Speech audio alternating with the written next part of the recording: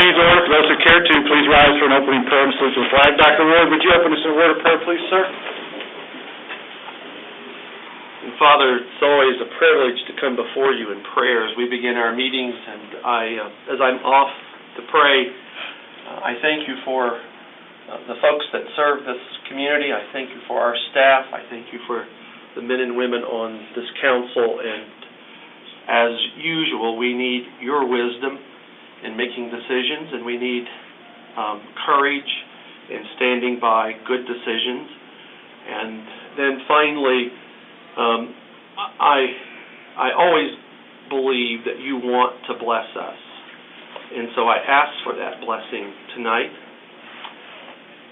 And I ask these things in the name of your Son. Amen. Amen. I pledge allegiance to the flag of the United States of America and to the republic for which it stands, one nation, under God, indivisible, with liberty and justice for all.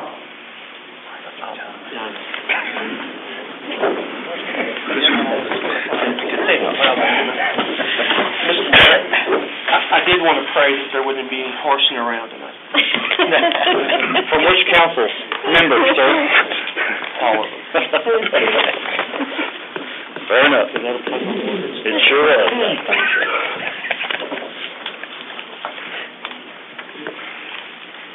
During Mayor's announcement tonight, the public municipal election will be held on April 3rd, 2012 to elect mayor and 4 city council members. Candidate filing will conclude on January 17th, 5 p.m. at City Hall. City offices will be closed on January 16th. Candidates must comply with all prevailing laws concerning eligibility and campaign financing. Also, today is Kathy Harrelson's birthday, but you never want to say her age, and I don't know it, so otherwise I would. Younger than you. Younger than me. Code books, council members' updates already. Please bring your code book to Brenda or Alice so they can be updated. Make sure you get those in, and Brenda will update those on a timely basis. And lastly, on February 7th is the election. We have 2 items on the agenda. That particular election, one is for the impact fees, and the second one is the stormwater continuation of the stormwater tax. So those 2 items on the February 7th election.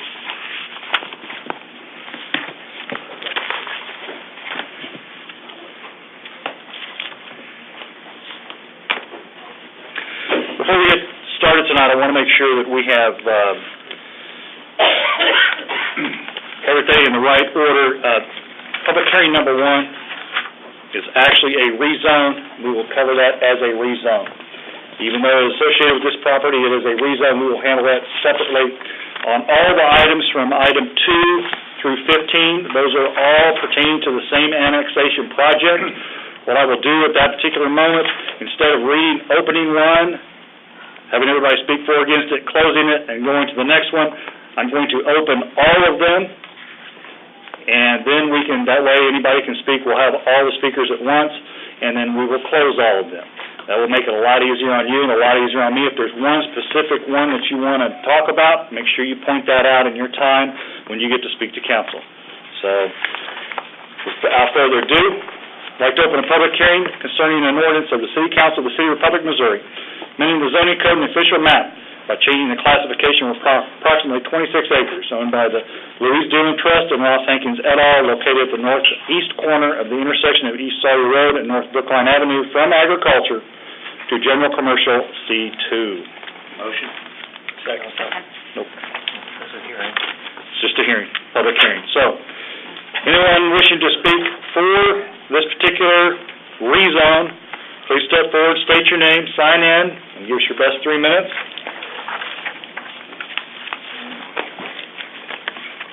Yeah.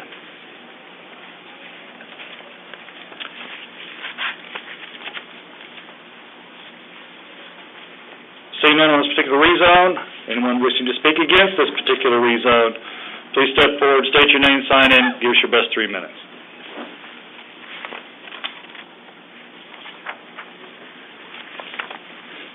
Mr. Garrett Tyson, would you please give an overview of this so make sure everybody understands exactly what we are talking about, sir? The rezone ordinance? Yes, sir. This ordinance will rezone just over 26 acres located at the northeast corner of Brookline Avenue and Sawyer Road, also known as State Highway MM and Farm Road 156. The property was brought into the city with the consolidation of the village of Brookline. It was agricultural in Brookline. It came into the city as agricultural and has remained so ever since. This will rezone that from agricultural to general commercial, which is consistent with the city's land use plan. Thank you, Mr. Tyson.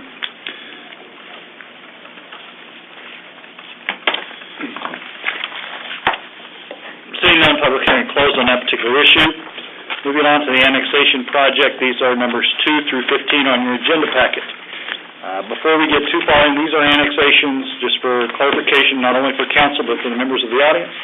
These are annexations for all the same project. However, these are individual owners annexing into the city, requesting to annex into the city. As far as the project is concerned itself, that is upcoming for this particular annexation, this is the first step. The first step is annexation. The second step is zoning.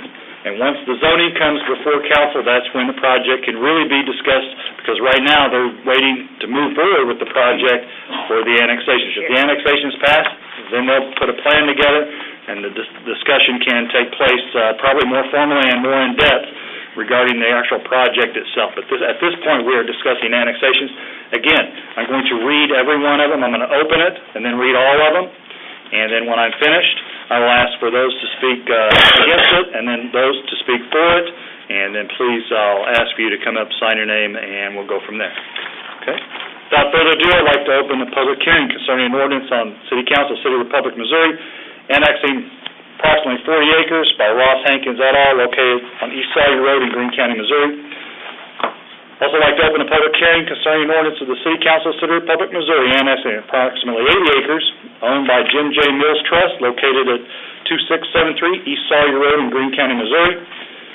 Also like to open a public hearing concerning an ordinance of the City Council of the City of Republic, Missouri, annexing approximately 40 acres owned by the Luis Dillon Trust and Ruth Sawyer Trust, located near East Sawyer Road in Greene County, Missouri. Also, I'd like to open a public hearing concerning an ordinance of the City Council of the City of Republic, Missouri, annexing approximately 36 acres owned by the Harold Dillon Trust and the Louise Dillon Trust, located on West Farm Road 148 in Greene County, Missouri. Also, I'd like to open a public hearing concerning an ordinance of the City Council of the City of Republic, Missouri, annexing approximately 235.41 acres owned by F.G. and K. Weaver, located at 2881 East Sawyer Road in Greene County, Missouri. Also, I'd like to open a public hearing concerning an ordinance of the City Council of the City of Republic, Missouri, annexing a certain portion of South Farm Road 97 in Greene County, Missouri. Also, I'd like to open a public hearing concerning an ordinance of the City Council of the City of Republic, Missouri, annexing approximately 40 acres owned by Jim J. Mills Trust, located at 2521 South Farm Road 97 in Greene County, Missouri. Also, a public hearing concerning an ordinance of the City Council of the City of Republic, Missouri, annexing approximately 10 acres owned by Randall and Dana Tyndall, located at 2383 South Farm Road 97 in Greene County, Missouri. Also, a public hearing concerning an ordinance of the City Council of the City of Republic, Missouri, annexing approximately 20 acres owned by Don and Shelley LaRue, located at 2275 South Farm Road 97 in Greene County, Missouri. Public hearing concerning an ordinance of the City Council of the City of Republic, Missouri, annexing approximately 10 acres owned by Lester M. Redmond, located at 2227 South Farm Road 97 in Greene County, Missouri. Public hearing concerning an ordinance of the City Council of the City of Republic, Missouri, annexing approximately 160 acres owned by the Jim J. Mills Trust, located at 2199 South Farm Road 97 in Greene County, Missouri. Also, a public hearing concerning an ordinance of the City Council of the City of Republic, Missouri, annexing approximately 78.42 acres owned by the Leonard J. Loretto et al. Trust, located at 1605 South Farm Road 97 in Greene County, Missouri. Also, a public hearing concerning an ordinance of the City Council of the City of Republic, Missouri, annexing approximately 40 acres owned by Charles and Norma Avery, located at 1798 South Farm Road 91 in Greene County, Missouri. And a public hearing concerning an ordinance of the City Council of the City of Republic, Missouri, annexing approximately 120 acres owned by Ellen Marie McNabb Trust, located at 8187 West Farm Road 148, Greene County, Missouri. At this particular time, Mr. Tyson, would you please give us an overview of these, and then we will get into citizens. As the mayor said, you'll have 14 annexation ordinances brought to you this evening, annexing 15 parcels of land, all located in Greene County, altogether totaling approximately 914 acres. All of this land is located northwest of the intersection of Farm Road 156, also called Sawyer Road, and State Highway MM, also called North Brookline Avenue. All these annexations were applied for separately, but are all associated as they are under contract for sale to the Eclipse Event Center for that project.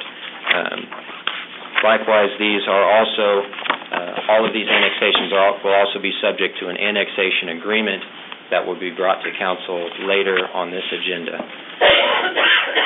These presentations are ordered in a specific order to ensure that as each annexation, if they are approved, as they are approved, that each property is contiguous and compact to the city's current city limits.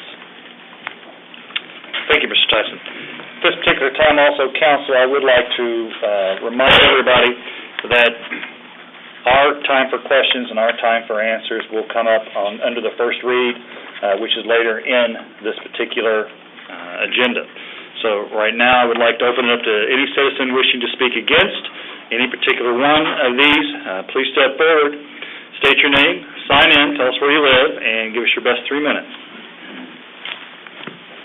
My name is Kim Hancock, and I live at 8644 West Farm Road 164.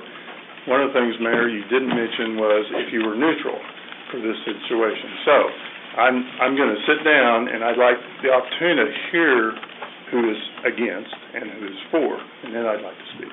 Okay, Mr. Hancock, thank you. I will remember, help me remind it. Thank you. Others wishing to speak against these particular annexations, please step forward, state your name, sign in, and give us your best 3 minutes.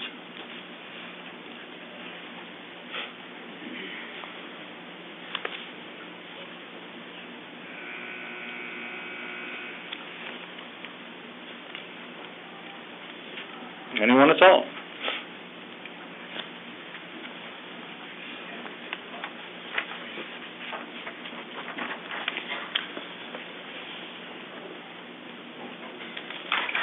Very well. I would like to open it up now to those speaking in favor of this particular set of annexations. I do have a list of 4 here that I would like to call first, and then we will get to anybody else.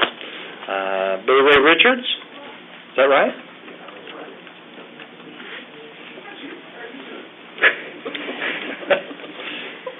Billy Ray, I have your card, so you don't need to sign, but would you please state your name, where you live? Yes, hello, my name is Billy Ray Richard, and I'm really excited about this project that's up and coming. If it actually goes forward, is what it is. Because I've always said, being from this community all this time, we need an industrial park. Okay, I would only make the suggestion to everybody that's involved that has real estate, don't sell too cheap. You're on the interstate. And if you haven't signed your contract, I'm excited about this because just approximately 5 miles down the road, I'm trying to build an indoor arena. It's 28,000 square feet. I can't imagine the comprehension of this because if we're going to put a 20-acre lake in and drill a well for it, I would only say that I've got a 180 by 280 pad at $45,000. And it came out of the pond, and I didn't haul it from anywhere. So don't sell too cheap because you're going to spend some money here. And originally proposed 1,300 acres at approximately $20,000 an acre. If it brings $26 million and it's an industrial park, it's real cheap right next door to the airport, the interstate, the intersection, and a good road in right across from McLean facility. Don't sell too cheap. I think it's a great idea. We need an industrial park, whether we have an equestrian facility. I did talk to the Missouri Foxtrotting Association. They're not leaving Ava, Missouri. They have 240 trailer hookups. They rented 400 stalls, 3,500 stalls. I worked the World Show this year. I went to the World Show. I'm a current reigning world champion. I placed first. My wife placed first this year. We brought our belt buckles home. Stalls are $100 a day. There was 1,361 teams for a 5-day deal. You know, the show paid out $250,000. But you know, $26 million if you just pay the interest on it. Don't sell too cheap. A Walmart Supercenter, because right across the road there's a food industrial park right there. You know, that's a cheap place for Walmart to end up on that corner. Don't sell too cheap. It's a great idea. We need economy, we need jobs, and we have low unemployment in this area. Praise God for that. It's Southwest Missouri, it's the Baptist Bible Belt, and I think it's time that maybe they noticed that we've got a really good deal here. Unfortunately, I've always called it the God-forsaken hole, but anyway, Branson down there draws people, and it's a good corner because they turn right there. And so I'm happy about the industrial park, whether it goes forward as an equestrian center, just don't sell too cheap. Thank you, Mr. Richards.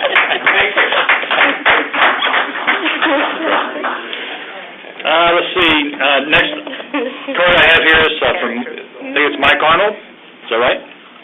Mr. Arnold?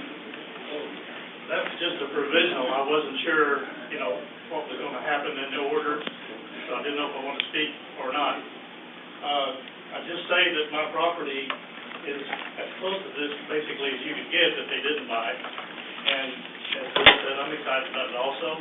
I talked to some of the people that are involved in the design and the early stages of it, and I think they're going to do a really good job. I've also been in the horse industry, so I think it'd be a great thing for Missouri. No problem at this point. Thank you. Randy Tyndall. Mr. Tyndall? I've got your information, but if you would, please state your name and everything for the record, please, sir. My name is Randy Tyndall. I live at 2383 South Farm Road, 97. I'm not a public speaker. I wrote my thoughts down here. Perfect, thank you. I'm a property owner in Brookline. Me and my family are in favor of the Eclipse Event Center. We have owned our land for 20 years and gave no thought to moving until last summer when we got a new neighbor, the McLean Distribution Company. It is a 103-foot tall white block. As Brookline continues to grow, we fear we may get more warehouses, apartment complexes, and other developments that come with growth, which would add to more traffic, noise, and other problems, all destroying why we moved to Brookline in the first place.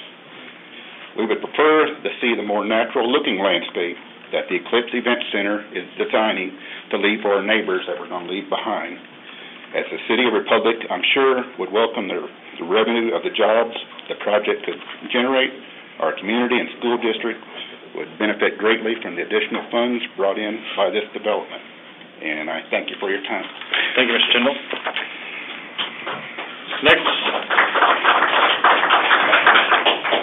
Next call I have is Rick Wilson. Mr. Wilson?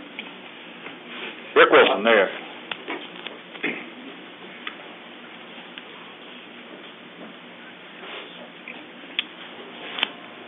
Mr. Mayor, I am Rick Wilson, and I signed up to speak to it. Number 17. Gotcha. I'll call you and just let me mark that down, Mr. Wilson. Thank you.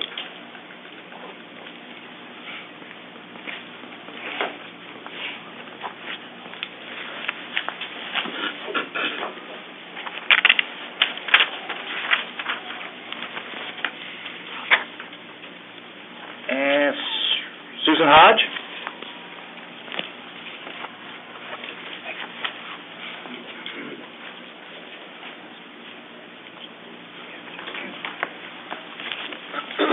Hi, Susan. State your name and your address, please, for the... Susan Hodge, 1249 South State Highway, MM. Thank you. I'm not sure if these questions are appropriate at this time or not, but they're questions that I have. Okay, please ask. We are located just south of I-44 on MM before you get to James River. So just so you kind of know where we are. We were annexed the last time you did annexations. That's when we were annexed. Our concerns are about the water tables and the wells. I'm not speaking for or against this. This is just questions that I have. Sure.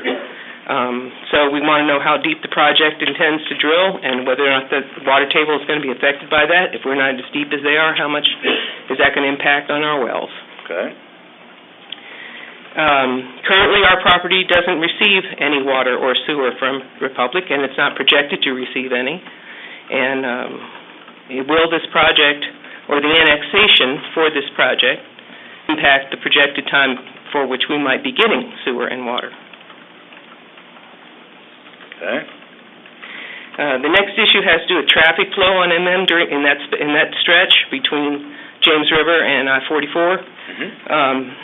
Since we were annexed, the speed limit on that stretch was increased from 45 to 55 miles an hour, and we've had a serious increase in accidents in that area. One of them was a semi landing in our front yard, and the semi lands there, and they go down that stretch because out-of-state dispatchers, and we know this because it was in the police report, route semis down that stretch. So what this project is going to do, and I know this is kind of indirect and not direct, but what this project will do will be increasing traffic to that area. So the questions here are, is something going to be done to control traffic flow through that area, and or are you going to decrease the speed? So what's the projection for that stretch of MM? Okay. The last time somebody counted trying to get out of our driveway, we had to wait for 35 cars during rush hours. That's a long time to wait when you're trying to go to work. And the third question is about water quality. This is probably a question for down the road, not now, but 3,500 stalls, that's a lot of manure, and there's going to be trails, and I'm just wondering how that's being planned to be taken care of. Big picture. Again, probably a question for the future, not for tonight. No, ma'am, I appreciate that. Okay. Other questions that you have, Ms. Hodges? Not that I have at this time, and thank you. Okay, Ms. Hodges, before you go, we'll know more, and we know quite a bit now about the water tables. And I think Mr. Brock's here. Mr. David, you're right behind. Can you address anything about the water tables up front that we know of right now? The most recent study, Mayor, was put in 2009, USGS, and they projected a worst-case scenario, high growth rate. Here, stand up there to the microphone. The study USGS completed a couple of years ago looked at a number of different scenarios. The worst-case scenario was a high growth rate, the type of development that Eclipse Center represents, as well as substantial commercial and residential development, was that Republic and the surrounding area had a good water supply for the next 30 years. Now, there would be a drop in the water table, but it was a bit of a refreshing bit of good news that the water table will support this type of development. And would you do me one favor, Mr. Brock? Will you give Ms. Hodges' address? I've got it here, and get back with her this week and find out her location and see what our projected time is to answer her question for water and sewer in that particular area. I'll do that. Okay? And then, Ms. Hodges, we've got the others, and we can dig into a lot of those. I think traffic flow, water quality, some of that stuff will start coming out a little bit more prevalent as we go along in the process. But your questions are noted. We have those in the books, and we'll see what answers we can find for you. Thank you very much. Thank you. Next card I have is Jim McCaskill. Jim, I've got your information. Would you just let everybody know on council your address and your... Okay. Good evening. I've got two questions now that I've heard one of these others. I didn't understand that this was going to be zoned as an industrial park. Now, that's the first question I've got. Is that right or wrong? Right now, it's agricultural, and then when it comes in, they'll request their own zoning. They'll have to request their own zoning. The zoning will be totally separate. They may have, I'm not sure what they'll have. They may have different zoning classifications. But right now, it's just agricultural coming in. That's what we're discussing tonight. Well, I have no problems with what they're doing. I think it's a great thing. The only concern I have, whether or not you're going to issue alcohol permit for alcohol to be sold in that arena. And my concern is if you have a 15,000-seat arena, you're lucky enough to sell 13,000 tickets, and you're selling beer in a 16-ounce cup, and there's 2,000 of them drinking. 3 hours later, when they leave there's at least 200 DWIs driving in my neighborhood, and I do not want that. I know you all said that when you put in the park out there that you was going to maintain it, but about 2 weeks ago or 3, I called the city out there, and they made a drug arrest, arrested at least 3 people, and said there were drugs in both vehicles. Since then, I've called back 2 more times, trying to keep that out of the park in my neighborhood. I sure do not want, with a 2-year-old granddaughter living within a half mile of this facility, the possibility of 1 DWI coming out there, let alone 200 or 300. So that is my concern for each one of you. You've all got kids or grandkids. Do you want as the City of Republic, to issue an alcohol permit to this facility. And that's the only concern I've got. Thank you for your time. Thank you. Next card I have is Kim Hancock.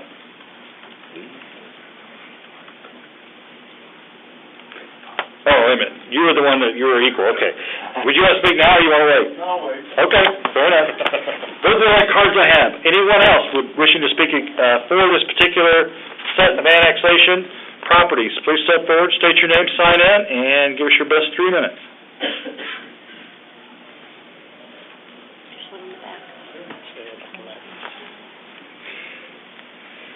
Step on.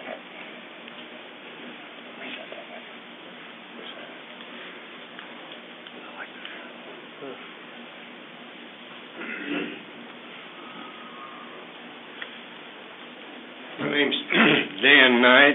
I live at 6748 West Farm Road 160. That's exactly 1/2 mile from where the restaurants and the motels going in. And if you probably remember, about a year ago, there was a guy, they chased him from Mount Vernon, not talking about booze, but they chased him from Mount Vernon, he didn't turn off, and he finally got some M&M and turned off and went down in my ditch, across my yard, tore my fence down and tore the pole down. So the traffic is a problem on the M&M Highway. They go by my house at 60, 70 miles an hour all the time. But I'll tell you what I think about the new deal that's going in. If you don't let them do it, somebody else is. That's what's going to happen. You're not going to keep them out. And if this is a good deal, I'd seriously consider it. I probably won't be around when you finish it, but I'll be kicking up dirt at you and telling you you did a good job, okay? Thank you, Mr. Knight.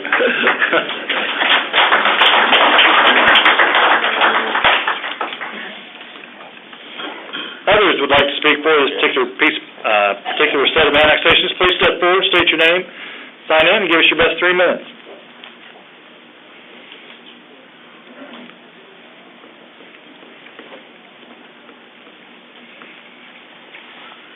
My name is Doyle Bishop.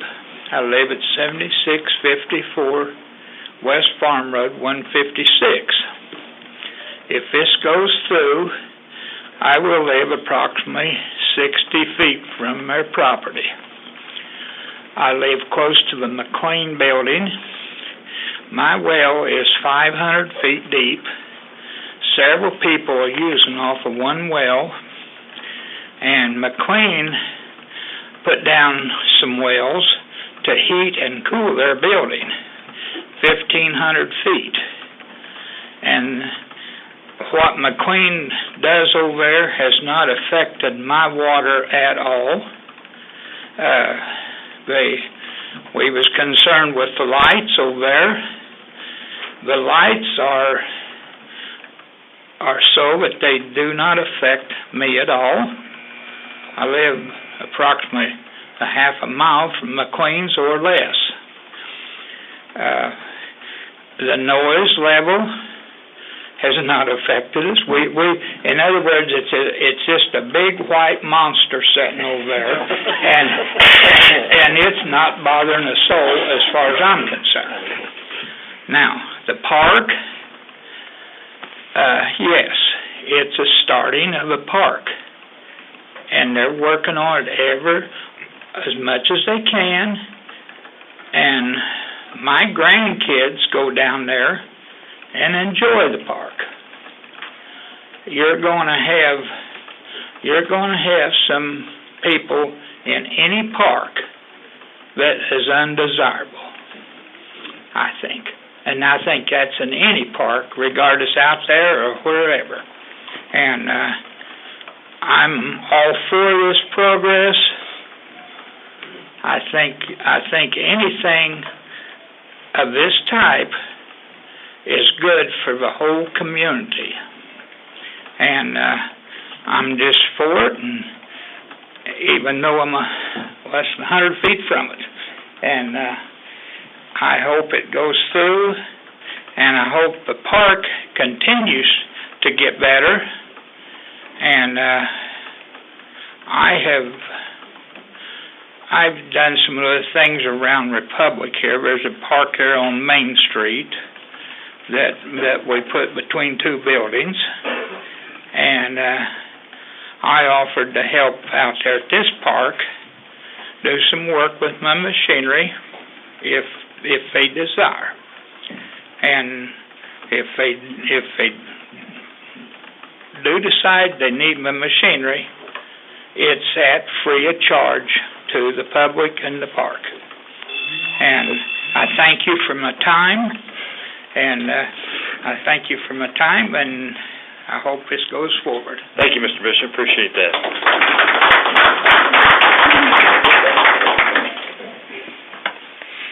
That was my attorney's fund meter. Just went off.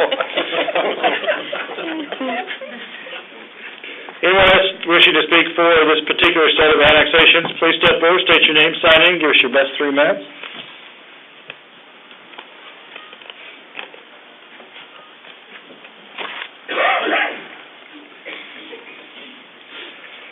My name's Frank Laswell. I live at 1754 South Farm Road 91. My concern is, and once again, this might be a premature question, but Farm Road 97, how do you plan on horses crossing that road, or do you have intentions of closing that road off? I actually do not know the answer to that, Mr. Laswell. Okay. That's a good question. I'm sure that'll come through when the actual project comes through, and how that's going to plan. Also, and as far as the annexation, like there's going to be so many condos, there's going to be so many cottages, do we know where they're going to be at? No, sir, and that'll come in their planning phase. As far as the annexation phase is where we are right now, it's just the first step is getting the property in as agriculture, which all of it is. Okay. And once you get that phase done, then the developers can go to work on their actual developer's agreement, along with the plans, as you're mentioned there, of where things are going to go, what they're going to look like, and what the time frame is of the build-out. That's when you get into the phase of some of the questions that you're asking. Those are all good questions. Okay. Also, in the newsletter yesterday said that there would not be a drill well to fill that 20-acre lake. Is that correct? Mr. Brock, do you have any idea, Mr. Christie? I have no idea. That's not anticipated at this time for Correct. a new well to be drilled for the lake. Okay. That was old information from a prior project, I believe. Okay. All right. Thank you. Yes, sir. Thank you.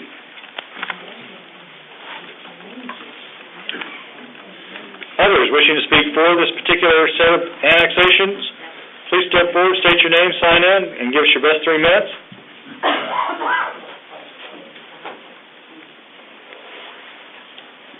Anyone at all?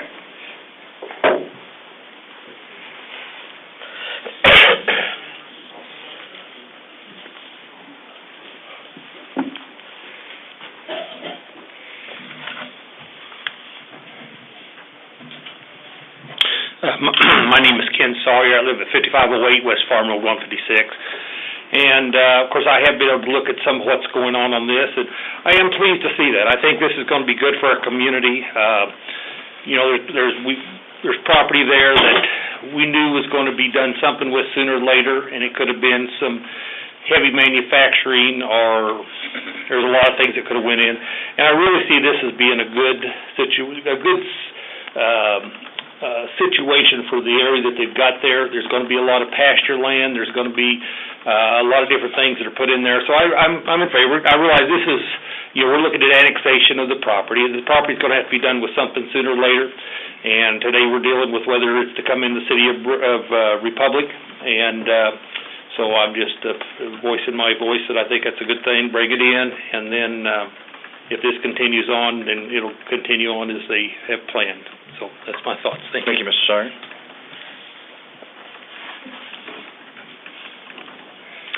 Others wishing to speak for this particular set of annexations, please step forward, state your name, sign in, give us your best 3 minutes.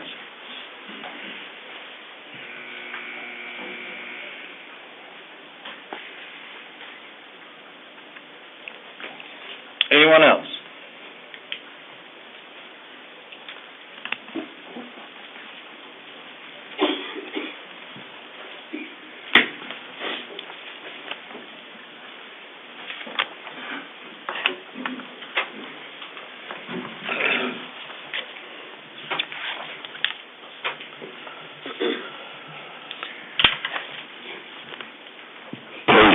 my ability not to be a public speaker also. My name's Don Groves. I live at 8076 West Farm Road 144, corner 91 and 144. And I have a question about the property across Sawyer Road from the church on Brookline. Do you have any idea, can tell me what that section of land's going to be used for? No, sir, I don't. I wish, no, that'll come at the planning phase. The rumor that I've heard is a truck stop and a facility for camping, 100 units, and then I've read in the paper that this whole project's combined together, and I was just wondering which case that was going to be. Once the annexations happen, the developer will actually put the agreements together, and then as I told Mr. Laswell earlier, they'll put the plans together on where the things are going to be, and they probably already have a head start on that, but until we get to the zoning phase of that, or the development or agreements phase, that's when all of that will be set aside on where it's going to be and what it's going to be used for. So right now, we're just looking at annexation in, and that's the first phase, so that's the second phase is what you're asking. Another thing I'd like to know is why the City Republic felt like that they needed to annex that out there. Which section? The land. I mean, why do they want to put that in the City Republic, or is this not going to happen? I mean, have I got annexation mixed up here? This is for the entire group of annexations we have in front of us for that particular project, the Equestrian Center. In other words, the Republic's not doing it, it's people asking to be annexed into the city, is that what they're doing? Yeah, these people are being asked to annex in the city. I see. Yes, sir. Well, I missed my say a while ago about being against it, and I'm very much against it, because I'm going to have to live there and put up with traffic and everything. If I could sell my property and get out of there and let somebody else worry about it, that's fine too. I don't begrudge my neighbors for doing the same thing. I'm just one of the unlucky ones that's going to be stuck there. And like when the trucks come into McLean, whether it's been widened down to their entrance, what about from there on past the park down to that next intersection, getting to this parcel of land? Do you think that'll be widened, or? I do not know how that all is going to plan out. I know that... Okay, I just wanted on record that I'm against it. Thank you very much. Yes, sir. Thank you, Mr. Groves.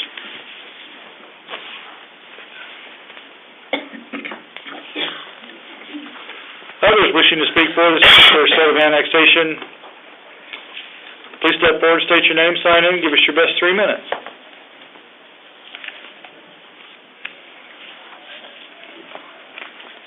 Thank you.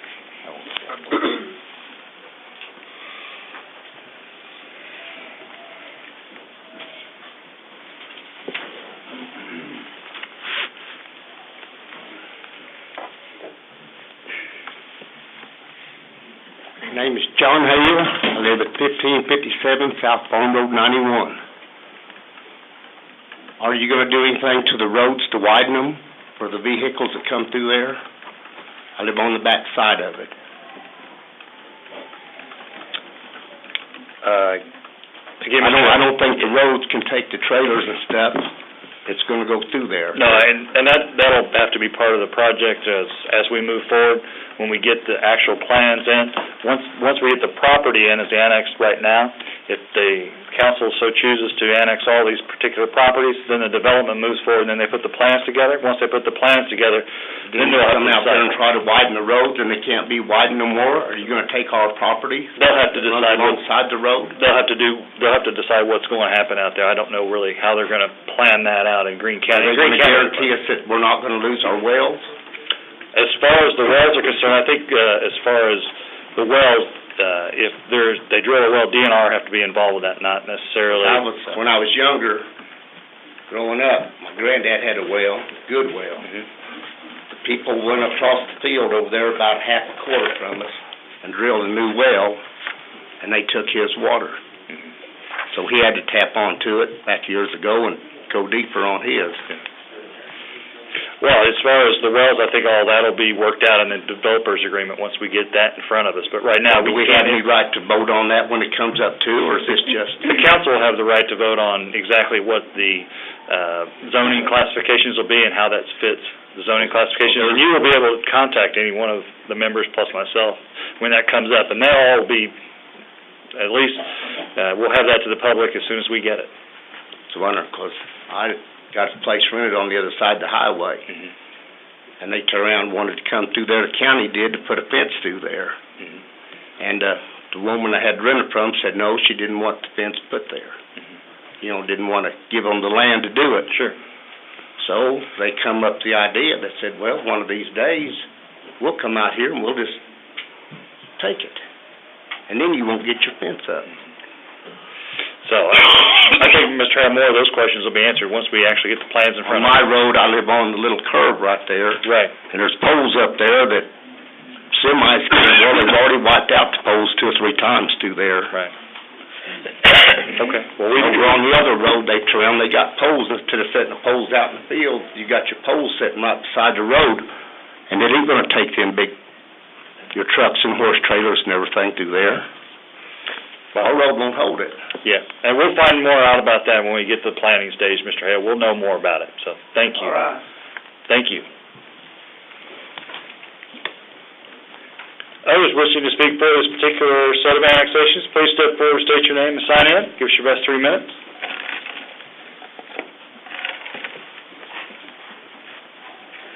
My name's Gary Kiefer, and I live at 6355 South Abigail Lane.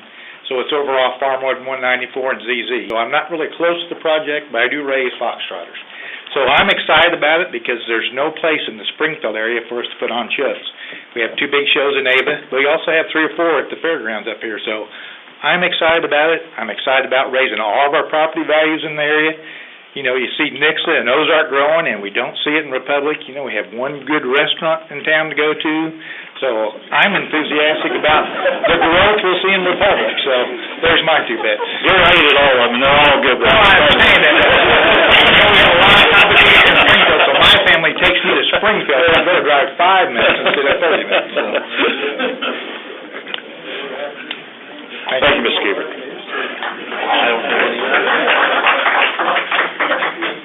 Others wishing to speak for this particular set of annexations, please step forward, state your name, and sign in. And give us your best 3 minutes.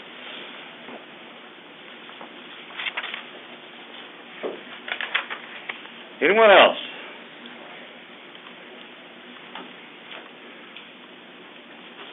Seeing none, Mr. Hancock, would you like to go last?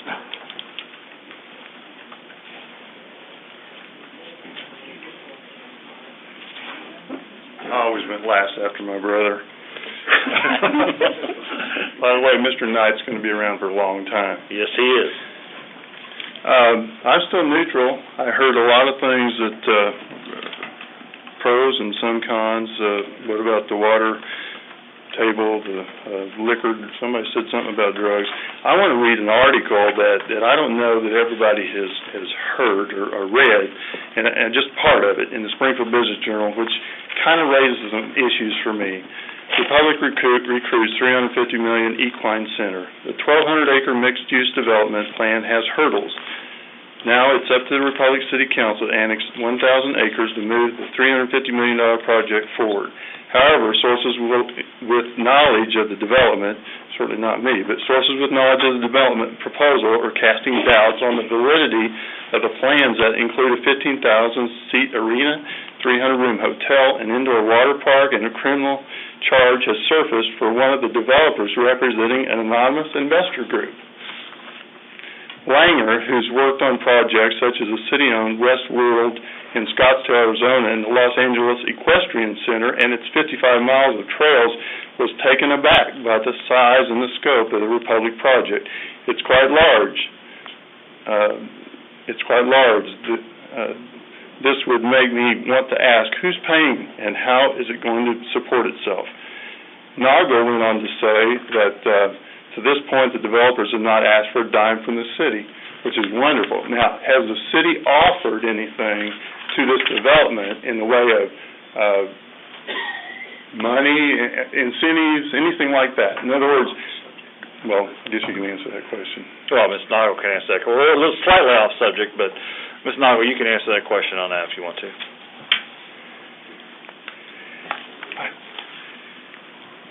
I'd be happy to. Bear with me as I might cough through this a little bit. as far as asking for any incentives or contributions from the city, this development has not done that. We have specifically asked if there were any incentives that were required. That's like step 101 with economic development. You get that on the table from the get-go. If that could happen, if that does happen later on, that could be hammered out in a developer's agreement, which is a very standard mechanism that's used on many communities for projects of all sizes. As far as us considering past information that we've received, seen in the news, received via email, we try to do our due diligence based on what the steps and procedures are for annexation at this point in time. Thank you.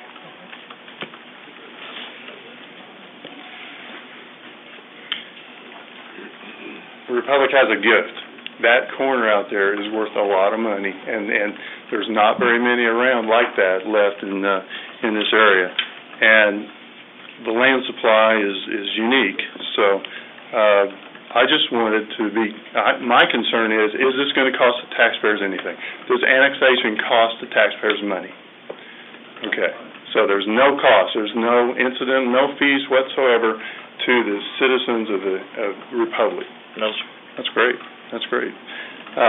Just wanted to say, as elected officials, and I consider you all as the Board of Directors, we need to provide the best leadership to the citizens, the taxpayers, or stakeholders, as I call them. I think, given some of these things that have been mentioned and some of the things that the articles show out there, there needs to be review before any zoning is changed. I'm not saying I'm for or against it. I think it's great. We need to do something out there, and it will happen. The great thing about it is, you know, if you all do your due diligence and check this anonymous hedge fund that's supposedly putting up $270 million to see if they're if it's valid, I mean, that's huge, because if you go ahead and do the zoning, then we don't want to end up with a boondoggle out there and this project not be viable to go through. That's my biggest concern, because then it will fall back at some point on the citizens. Time is on our side. We have plenty of it. There wasn't anybody that was trying to sell their property. Please do your due diligence, because it's vitally important, and you know, there's a fiduciary responsibility to do that. If you decide to move forward, make the zoning conditional and require at least a minimum of what Christian County was requiring, because Christian County rejected this for some reason. I don't know why. I mean, once again, I've only known about this for about a week and a half. So, and I'll repeat one more time, on behalf of the citizens and the taxpayers, hold the developers' feet to the fire. The only leverage you have is the zoning. Mm-hmm. That's correct. Thank you. Thank you, Mr. Hancock.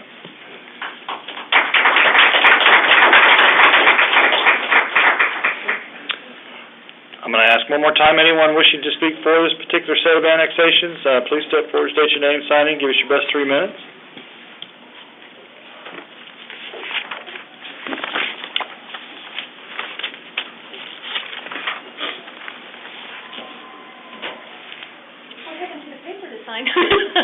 Go ahead and tell us your My name is Cindy Moore, and I live at 8489 Farm Road 160.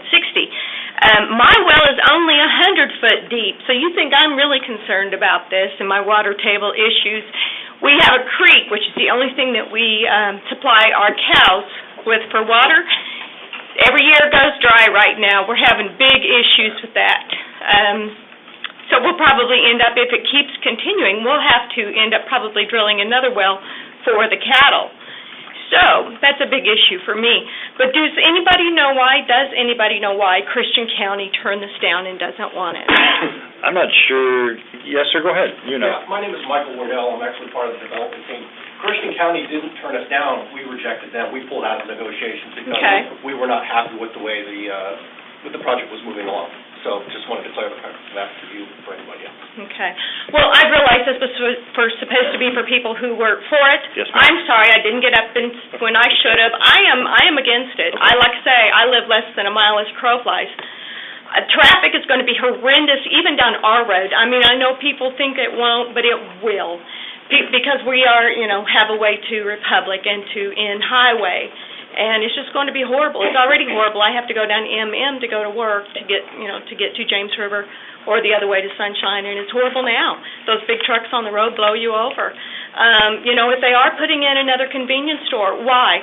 We've got one less than a mile away. Why not give them the business? Why do we need to build another one? That's just the way I see it. I think it's just, I think it's just a little bit too much too soon. There's a hotel in town. How much business do they get? I don't know that we need to build up all this stuff. Thank you. Thank you, Ms. Moore. Appreciate it. Anyone else wishing to speak for this particular set of annexations, please step forward, state your name, and sign in. Give us your best 3 minutes.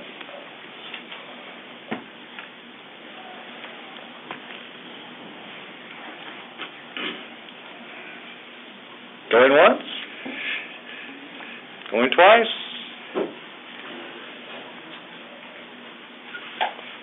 Seeing none, public hearing is closed. Thank you very much. At this particular time in the agenda, we're going to get back to the regular agenda as we go. We will have each one of these annexations that we just listened to the citizens on. We will have each one of those as a first read only tonight, and we will cover those as normal first reads. Okay? This was a little special since we had so many. So, on now to citizen participation. Anyone wishing to speak to anything not on the agenda, please step forward, state your name, sign in, give us your best 3 minutes.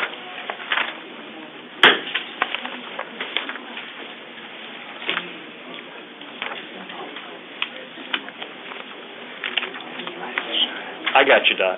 I got you, Dan. Thank you. Anyone for citizen participation?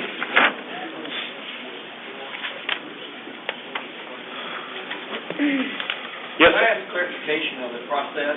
Is the vote on the annexation in 2 weeks? Yes, sir. Yeah, the first read is tonight. We have a public hearing. Then we'll have our first read for the council to ask questions of our staff. And then once we get those questions asked to staff, then we come back, and in 2 weeks, then we'll have a further second read, and that's our final read to approve those annexations. And then it goes from there, goes back into our planning department. Does that clarify? Yes, sir. Thank you. You're welcome.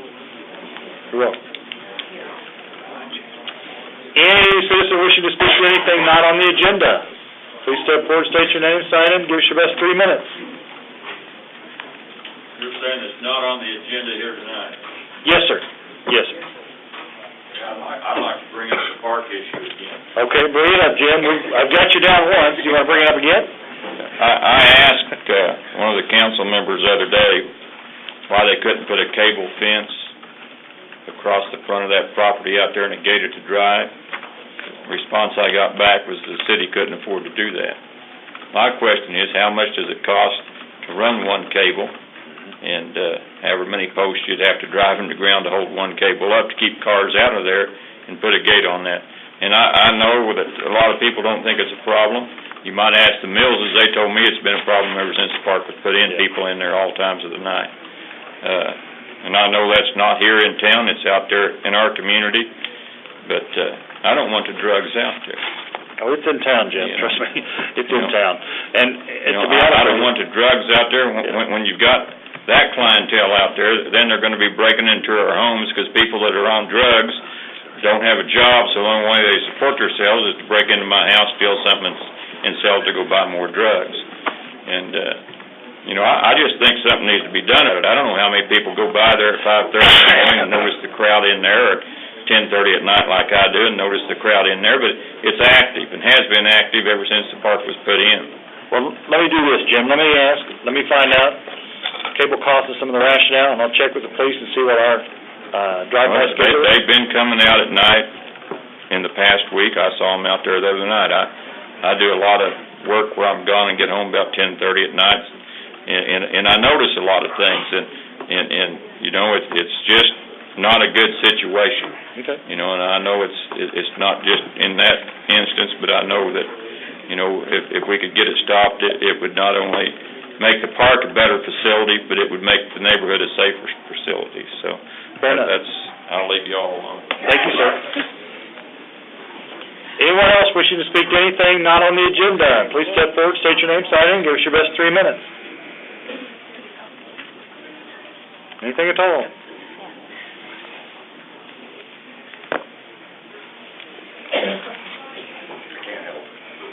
Hi, my name is Mark Moore. I live in Battlefield, Missouri.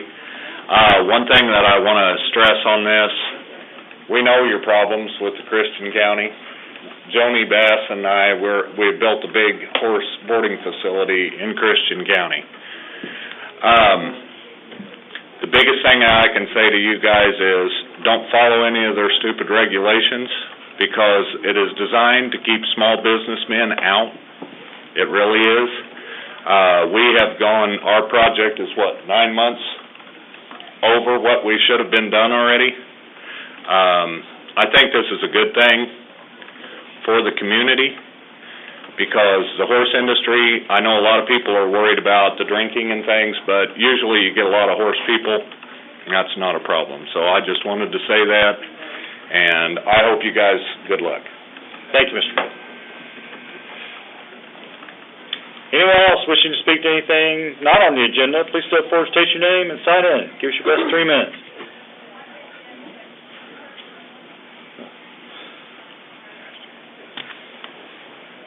Seeing none, since the participation closed, need a motion on the consent agenda. Motion. Second. Have a motion and a second. All in favor say aye. Aye. Opposed, no. Any abstentions? Motion carries. On a financial report, Laura, please give us an overview. Sure. First of all, good evening. I'd like to request that you approve the expenditures that have been made in the amount of $105,315.04.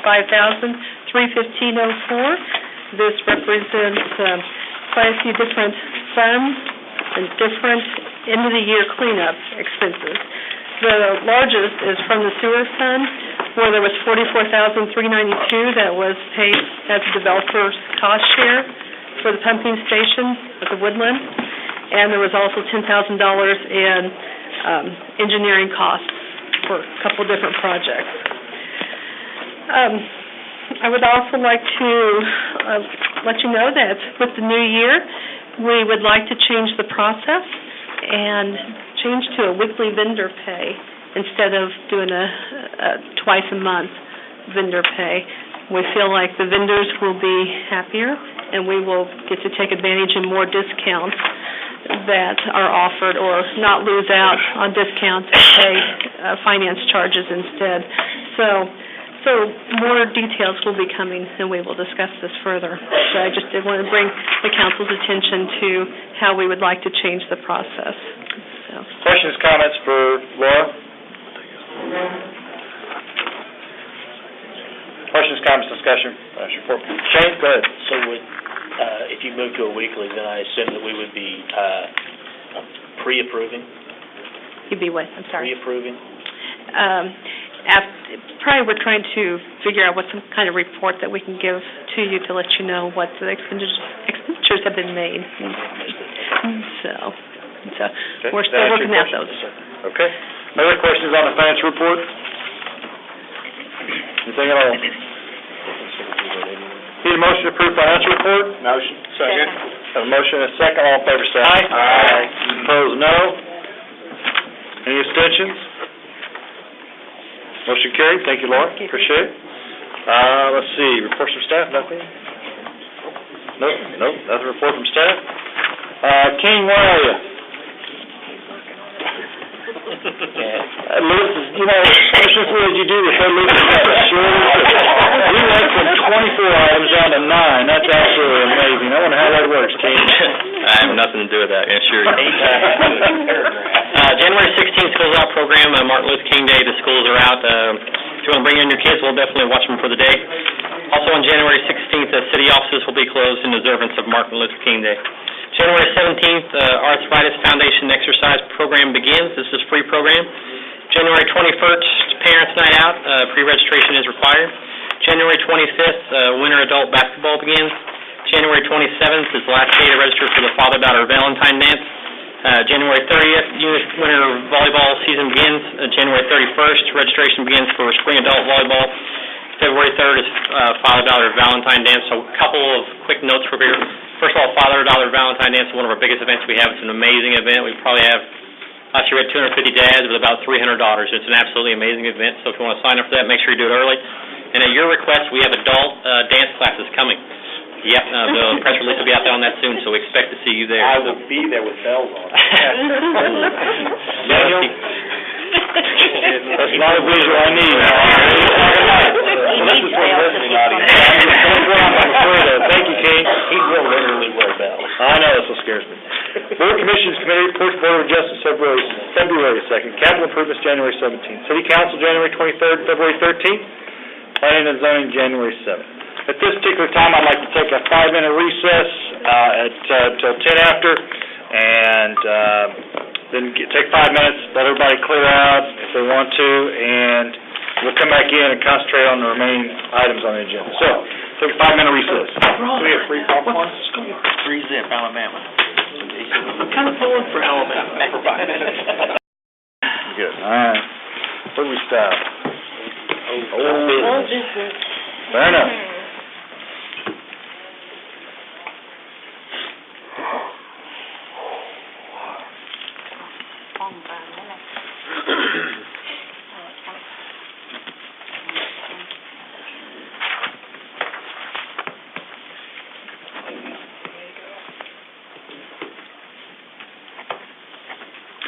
Need a motion to have a second read of Bill number 11-32. Motion. Second. I have a motion and a second. All in favor say aye. Aye. Opposed, no. Any abstentions? Motion carries. An ordinance of the City Council of the City of Republic, Missouri, amending Schedule I, Table 1A, General Speed Zones of the Republic Traffic Code. Need a motion to have final passage of Bill number 11-32. Motion. Second. I have a motion and a second. Welcome, Mr. Brock. Please give us an overview, sir. This ordinance only affects speed limit zones on South Main Street, South P Highway. This adjusts the speed zones to accommodate a new crosswalk at the corner of South Main and Grace Street. And we still have the same speed zones, 55 miles an hour to a point approximately an eighth of a mile south of Lombardy, then 45 miles an hour to a point 225 feet north of Lombardy, and then from that point it is 30 miles an hour from that point north. I would like to draw Council's attention to the provision that these changes will be full force in effect upon council passage and the posting of the signage. As of this morning, MoDOT was still short 145 mile an hour speed limit sign on the southbound lane. So if council chooses to adopt, we'll send a copy of this and then urge them to get their signage completed out there. Questions, comments, discussion for Mr. Brock?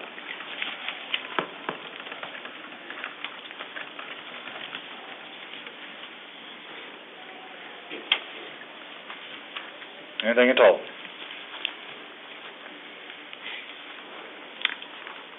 I see none, roll call vote.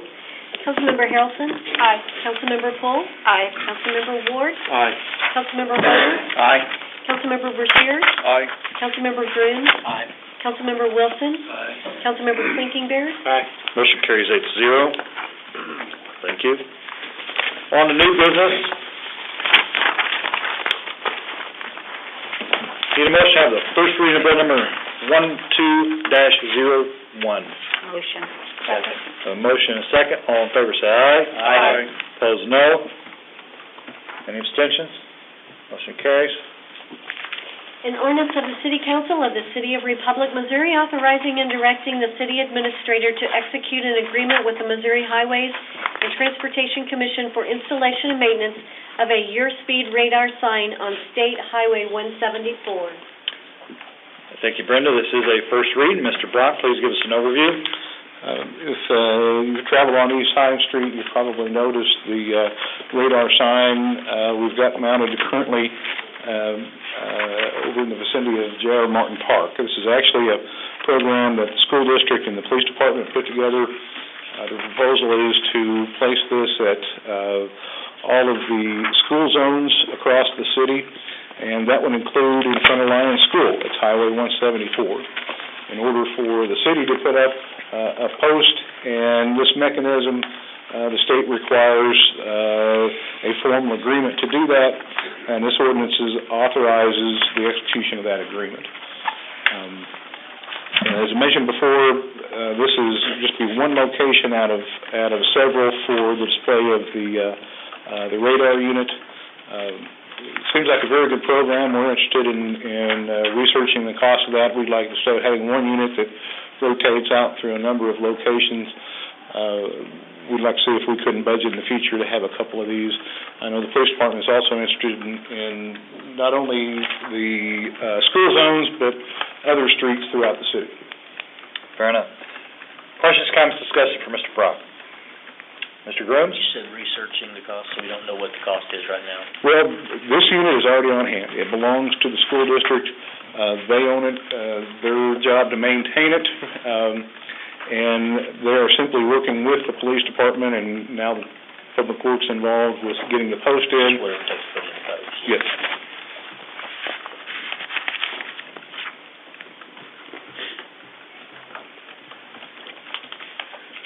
Other questions, comments, discussion?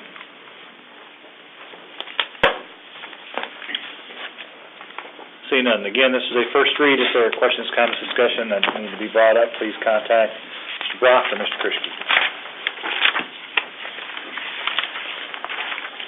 Need a motion of the first reading of bill number 12-02. Motion. Second. I have a motion and a second. All in favor, say aye. Aye. Opposed, no. Any abstention? Motion carries. An ordinance of the City Council of the City of Republic, Missouri, amending the zoning code and official map by changing the classification of approximately 26 acres owned by the Louise Doolin Trust and Ross Hankins et al., located at the northeast corner of the intersection of East Sawyer Road and North Brookline Avenue, from agricultural AG to general commercial B2. Welcome, Mr. Tyson. Please give us an overview, sir. Thank you. Again, this will rezone approximately 26 acres located at the northeast corner of that intersection that Brenda just described in the title of the ordinance.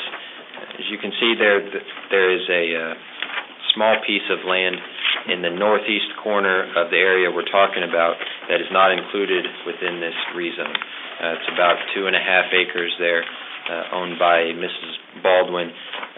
That will remain agricultural. This property is bounded by State Highway MM to the west, James River to the north and east. The fire station is immediately to the east, and then a church immediately to the south. The land is currently vacant. It has no structures on it. The majority of the land is immediately accessible to city water and sewer. Existing surface transportation facilities are suitable for commercial development. Of course, more intense forms of development may require some improvements, but that would have to be determined at the time something is proposed. This rezone proposal does conform to the city's adopted land use and transportation plans, and the Planning and Zoning Commission voted to recommend that the City Council approve this ordinance by a vote of 5-0. Questions, comments, discussion for Mr. Tyson? Mr. Tyson, I have one question. The road that is right there, is that inside the city? Is that part of the property? Is that split? How is that the old Shim Road, or what's that? It's the old State Highway MM. Yes, old State Highway. Some of what's left of what State Highway MM used to be. I do not know if that's MoDOT right-of-way or city right-of-way, but it's shown on all of the records I have as being street right-of-way. Our street right-of-way?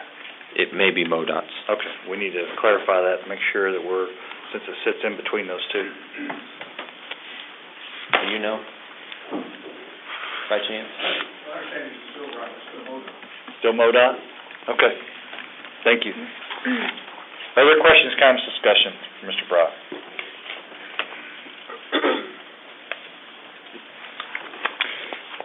Thank you, Mr. Tyson. This is a first read. If there's questions, comments, or discussion between now and the second read, please make sure we ask those. And I'm just going to state that one more time so everybody knows. These are all first reads.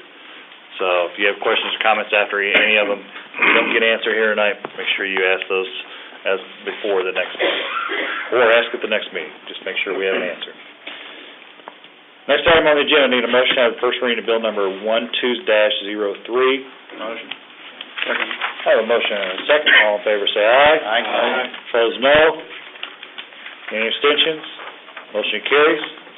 An ordinance of the City Council of the City of Republic, Missouri annexing approximately 40 acres owned by Ross Hankins et al. Located on East Sawyer Road in Greene County, Missouri.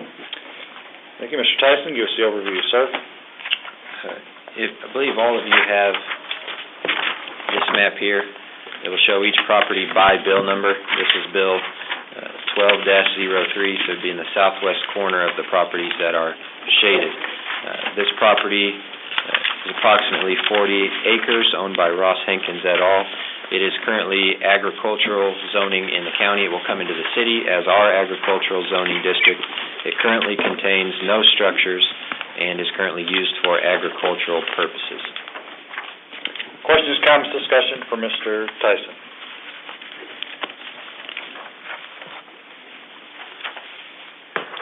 Anything at all?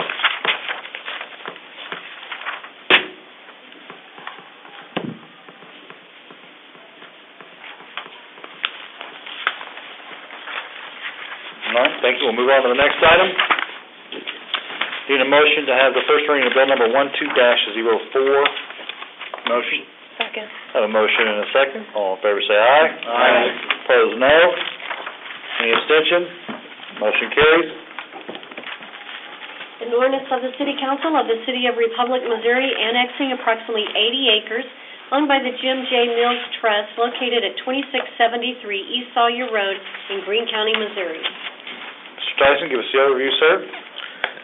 Property subject to Bill 12-04 is comprised of approximately 80 acres owned by Jim and Betty Mills. It is also agricultural zoning in the county. It will come into the city as agricultural. It currently contains one principal residence and several accessory structures. Questions, comments, discussion for Mr. Tyson?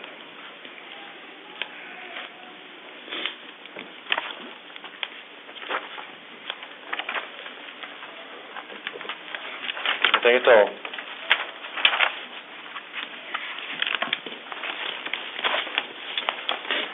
Fair enough. Move on to the next item.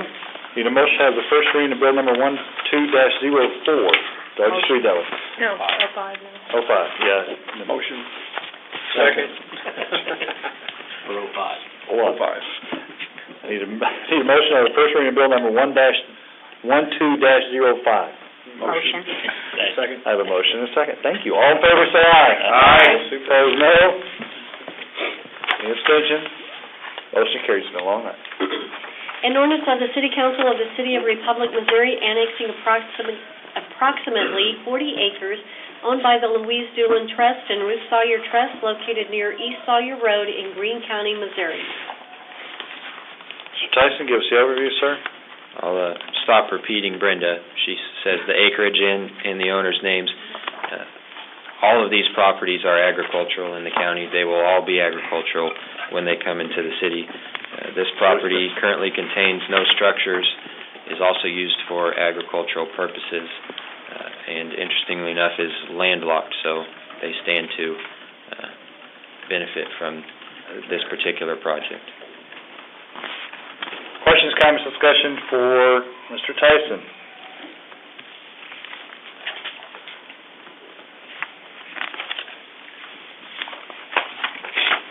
Anything at all? Fair enough. On the next item, need a motion, have the first reading of bill number 12-06. Motion. Second. I have a motion and a second. All in favor say aye. Aye. Opposed, no. Any abstentions? Motion carries. An ordinance of the City Council of the City of Republic, Missouri annexing approximately 36 acres owned by the Harold Doolin Trust and Louise Doolin Trust located on West Farm Road 148 in Greene County, Missouri. Mr. Tyson, you want to expand on that? In this property, same thing, agricultural use. It does have a principal residence and multiple accessory structures on the property. Questions, comments, discussion from Mr. Tyson?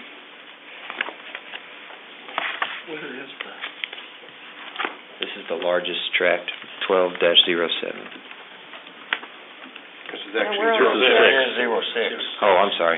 Yes. This is the wrong one. 06, but I got you I apologize. There are no structures on this one. Thank you. Is that landlocked, Mr. Tyson, as well, or does they have access? Essentially, it is. It has frontage on the freeway, but they'll never get a driveway there. No access, thank you. Other questions, comments, discussion? Jim, there will not be an off-ramp to that particular piece of property. Leave it to the city administrator to come up with that. Anything else? See none, next item, need a motion to have the first reading of bill number 12-07. Motion. Second. Motion, second, all in favor say aye. Aye. Opposed, no. Any abstentions? Motion carries. An ordinance of the City Council of the City of Republic, Missouri, annexing approximately 235.41 acres owned by F.G. and K. Weaver, located at 2881 East Sawyer Road in Greene County, Missouri. Mr. Tyson, overview, sir. Largest property as part of these annexations. This one has a primary residential structure, multiple accessory structures, and is currently used for agricultural purposes. Questions, comments, discussion for Mr. Tyson?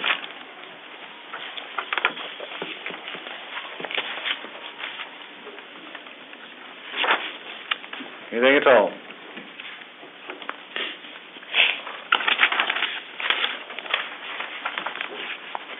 Seeing none, move on to the next item. Need a motion to have the first reading of bill number 12-08. Motion. Second. Motion and second. All in favor say aye. Aye. Opposed, no. Any abstentions? Motion carries. An ordinance of the City Council of the City of Republic, Missouri, annexing a certain portion of South Farm Road 97 in Greene County, Missouri. Mr. Tyson, please give us an overview. This is the one annexation where we're not actually annexing any private property. This will annex approximately 1 mile of Farm Road right-of-way that's currently maintained by the Greene County Highway Department. We will take that over for maintenance, the city will. And if you're wondering why are we just annexing that particular portion, the map I gave you doesn't do a good enough job of illustrating, but it is from the southern terminating point of the property labeled Bill-12-14 all the way to Road 156. That is the mile stretch I'm talking about there. And it's my understanding that it is the city's understanding with Greene County that we will annex this right-of-way when we are annexing property on both sides. So that's what determined our 1 mile stretch there. Questions, comments, discussion for Mr. Tyson?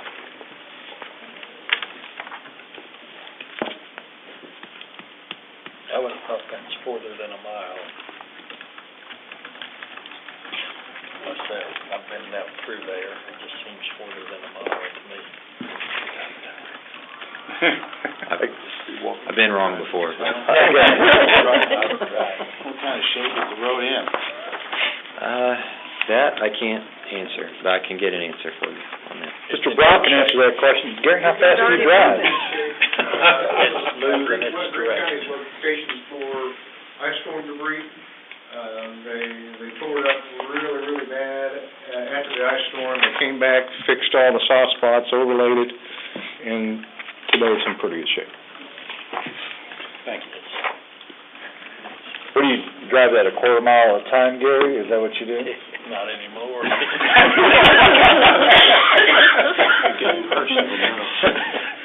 I've seen Gary drive that Mustang. Any other pertinent questions, comments, or discussions from Mr. Tyson?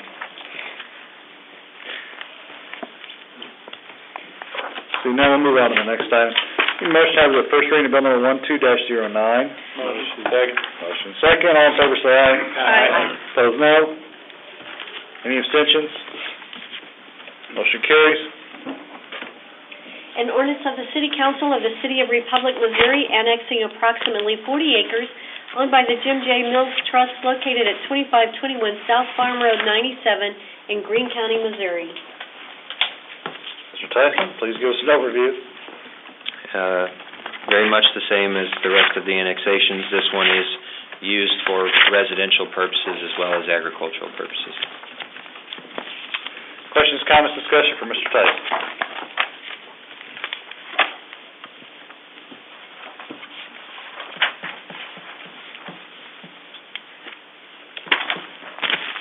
Seeing none, move on to the next item. Need a motion of the first reading of bill number 12-10. Motion.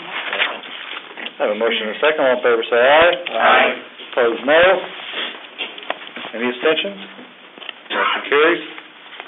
An ordinance of the City Council of the City of Republic, Missouri, annexing approximately 10 acres owned by Randall and Dana Tyndall located at 2383 South Farm Road 97 in Greene County, Missouri. Mr. Tyson, give us an overview, sir. This particular 10 acres is used primarily for residential purposes, but is within the county's agricultural district and will come into the city as the same. Questions, comments, discussion for Mr. Tyson?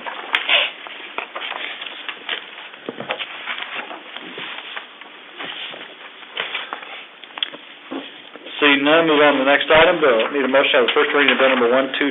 Motion. Second. I have a motion and a second. All in favor say aye. Aye. Opposed, no. Any abstentions? Motion carries. An ordinance of the City Council of the City of Republic, Missouri, annexing approximately 20 acres owned by Don and Shelley LaRue located at 2275 South Farm Road 97 in Greene County, Missouri. Mr. Tyson? 10 acres owned by Don and Shelley LaRue, zoned agricultural, primarily used for residential purposes. 20 acres, right? I'm sorry, 20 acres. We'll get you carried. Questions, comments, discussion for Mr. Tyson?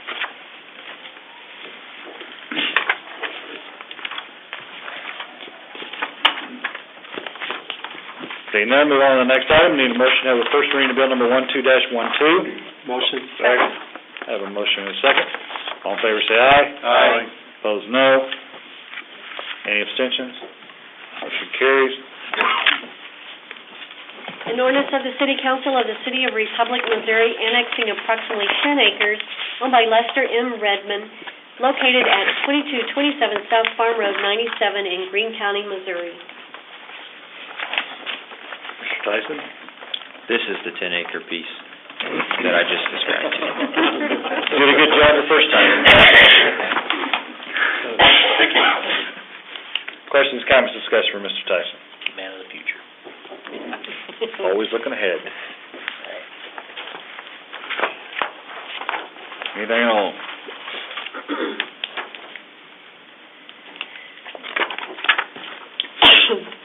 So now we'll move on to the next item. Need a motion to have the first reading of bill number 12-13. Motion. Second. Motion second. All in favor say aye. Aye. Opposed, no. Any abstentions? Motion carries. An ordinance of the City Council of the City of Republic, Missouri, annexing approximately 160 acres owned by the Jim J. Mills Trust located at 2199 South Farm Road 97 in Greene County, Missouri. Mr. Tyson? This currently contains no structures used for agricultural purposes, also owned by Mr. and Mrs. Mills, agricultural in the county, agricultural in the city. Questions, comments, discussion for Mr. Tyson?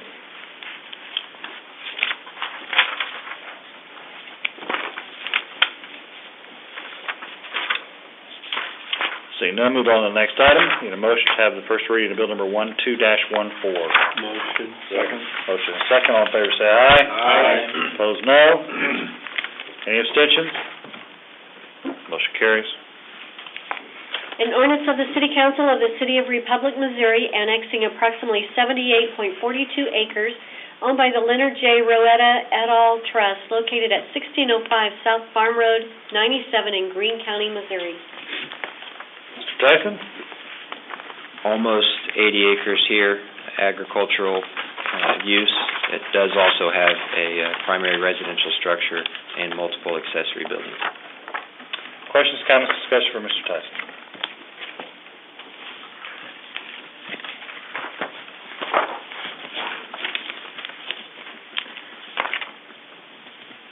Seeing none, we'll move on to the next item. Need a motion to have the first reading of bill number 12-15. Motion. I have a motion and a second. All in favor say aye. Aye. Opposed, no. Any abstentions? Motion carries. An ordinance of the City Council of the City of Republic, Missouri, annexing approximately 40 acres owned by Charles and Norma Avery, located at 1798 South Farm Road 91 in Greene County, Missouri. Mr. Tyson? This one is actually two adjoining tracts of land, both owned by Charles and Norma Avery, be annexed into the city as agricultural. One of the tracts does contain a principal residential structure and multiple accessory buildings. Questions, comments, discussion for Mr. Tyson?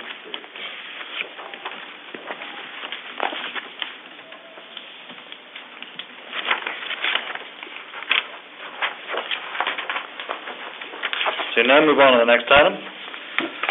Need a motion to have the first reading of bill number 12-16.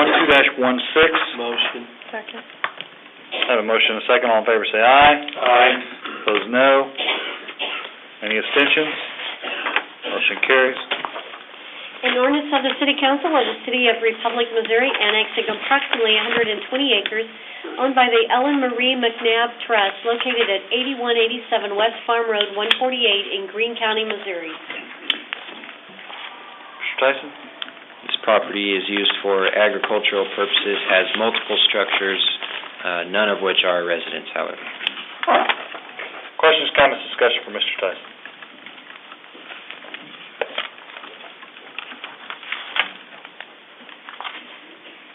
Anything at all?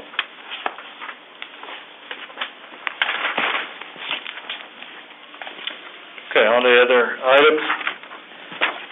These are not associated with the annexation project. These are first reads for other items on the agenda. Need a motion for the first reading of bill number 12-17. Motion. Second. I have a motion and a second. All in favor say aye. Aye. Opposed, no. Any abstentions? Motion carries.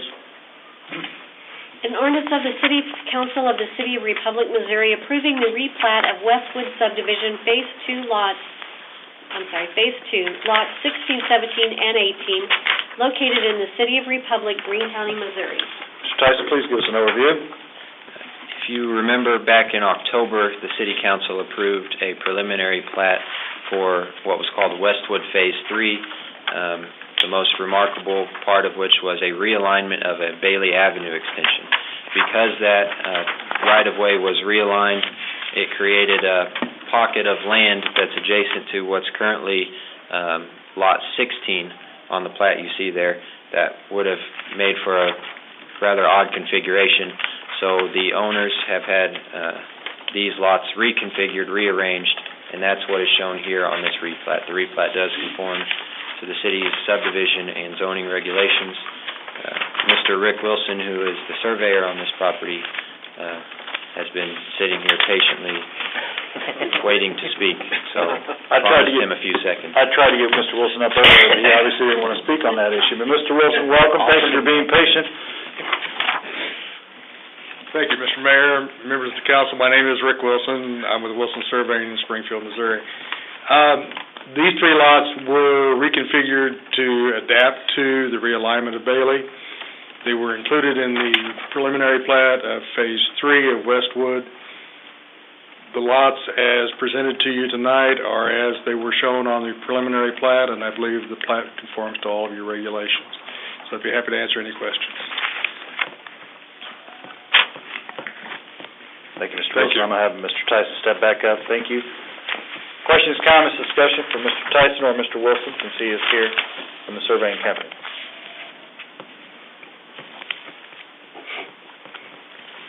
These are actually part of the replat of the one we just looked at a month ago. These are actually a part of Phase 2, which has been final platted. It was final platted in 2008. This is part of what's actually already been partially constructed. There's no homes. Correct. There's no homes on these lots. Right. What's the average square footage of the other lots? The minimum is 7,000, the average is probably just slightly over 7,000.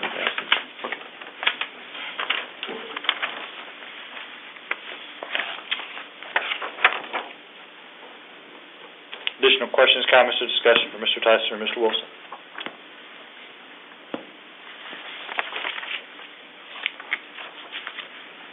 This is a first read. If there's any questions, additional questions, comments, please contact Mr. Tyson or Mr. Krischke. Thank you, Mr. Wilson. On to the next item. Need a motion of the first reading of bill number 12-18. Motion. Second. Have a motion and a second. All in favor say aye. Aye. Opposed, no. Any abstentions? Motion carries. An ordinance of the City Council of the City of Republic, Missouri, authorizing and directing the city administrator to enter into an agreement with the City of Springfield, Missouri for a uniform system of reporting crimes and to create a records and data sharing system for police records. Welcome, Chief. Lowe, give us an overview, sir. Well, we're very excited about this. We've been moving towards trying to replace our ITI records management system for several years now. And as the exhibit says, we'd gone out last year for a request for proposals and bids from several other companies. We were fortunate that the Niche records management system, which is a Canadian-based company, had been purchased by the Missouri Highway Patrol, and Springfield entered into agreement with them. They're actually the first major agency in the country that's got it. And so they offered us and some other agencies the opportunity to come in as kind of subcontractors, and that will enable us to have much better records management system opportunities than we would have otherwise been able to accomplish by ourselves. So this would increase our interoperability with numerous other agencies, and Greene County Sheriff's Department is also looking at joining in as well. So this will be a great benefit to us. The monies for this, Mr. Krischke has included into our budget for this year, and a lot of people have worked very hard to try and make this a reality, so we're looking forward to it. Questions, comments, discussion for Chief?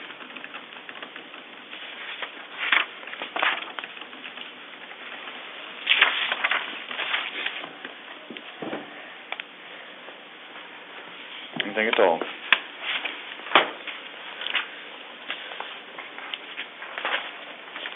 This is the first read. If you have questions, please contact Chief Lowe or Mr. Krischke. Next item on the agenda, I need a motion to have first reading of bill number 12-19. Motion. Second. I have a motion and a second. All in favor say aye. Aye. Opposed, no. Any abstentions? Motion carries. An ordinance of the City Council of the City of Republic, Missouri, repealing and replacing Section 705.240, 705.245, and 705.250 of the Municipal Code. Thank you, Brenda. Mr. Brown, give us an overview. A little over 12 years ago, Republic experienced one of the worst situations for a municipal utility. The wastewater treatment plant ran out of capacity. No permits were rationed out for a period of time, but eventually DNR stepped in and placed a moratorium on any new construction. Impact fees are a revenue stream dedicated specifically to keep that from happening. The format that we're currently working under, we have on the February 7th ballot a request for the voters to authorize a substantial change in the format. Essentially, the City Council would be authorized to amend by ordinance the impact fee schedule.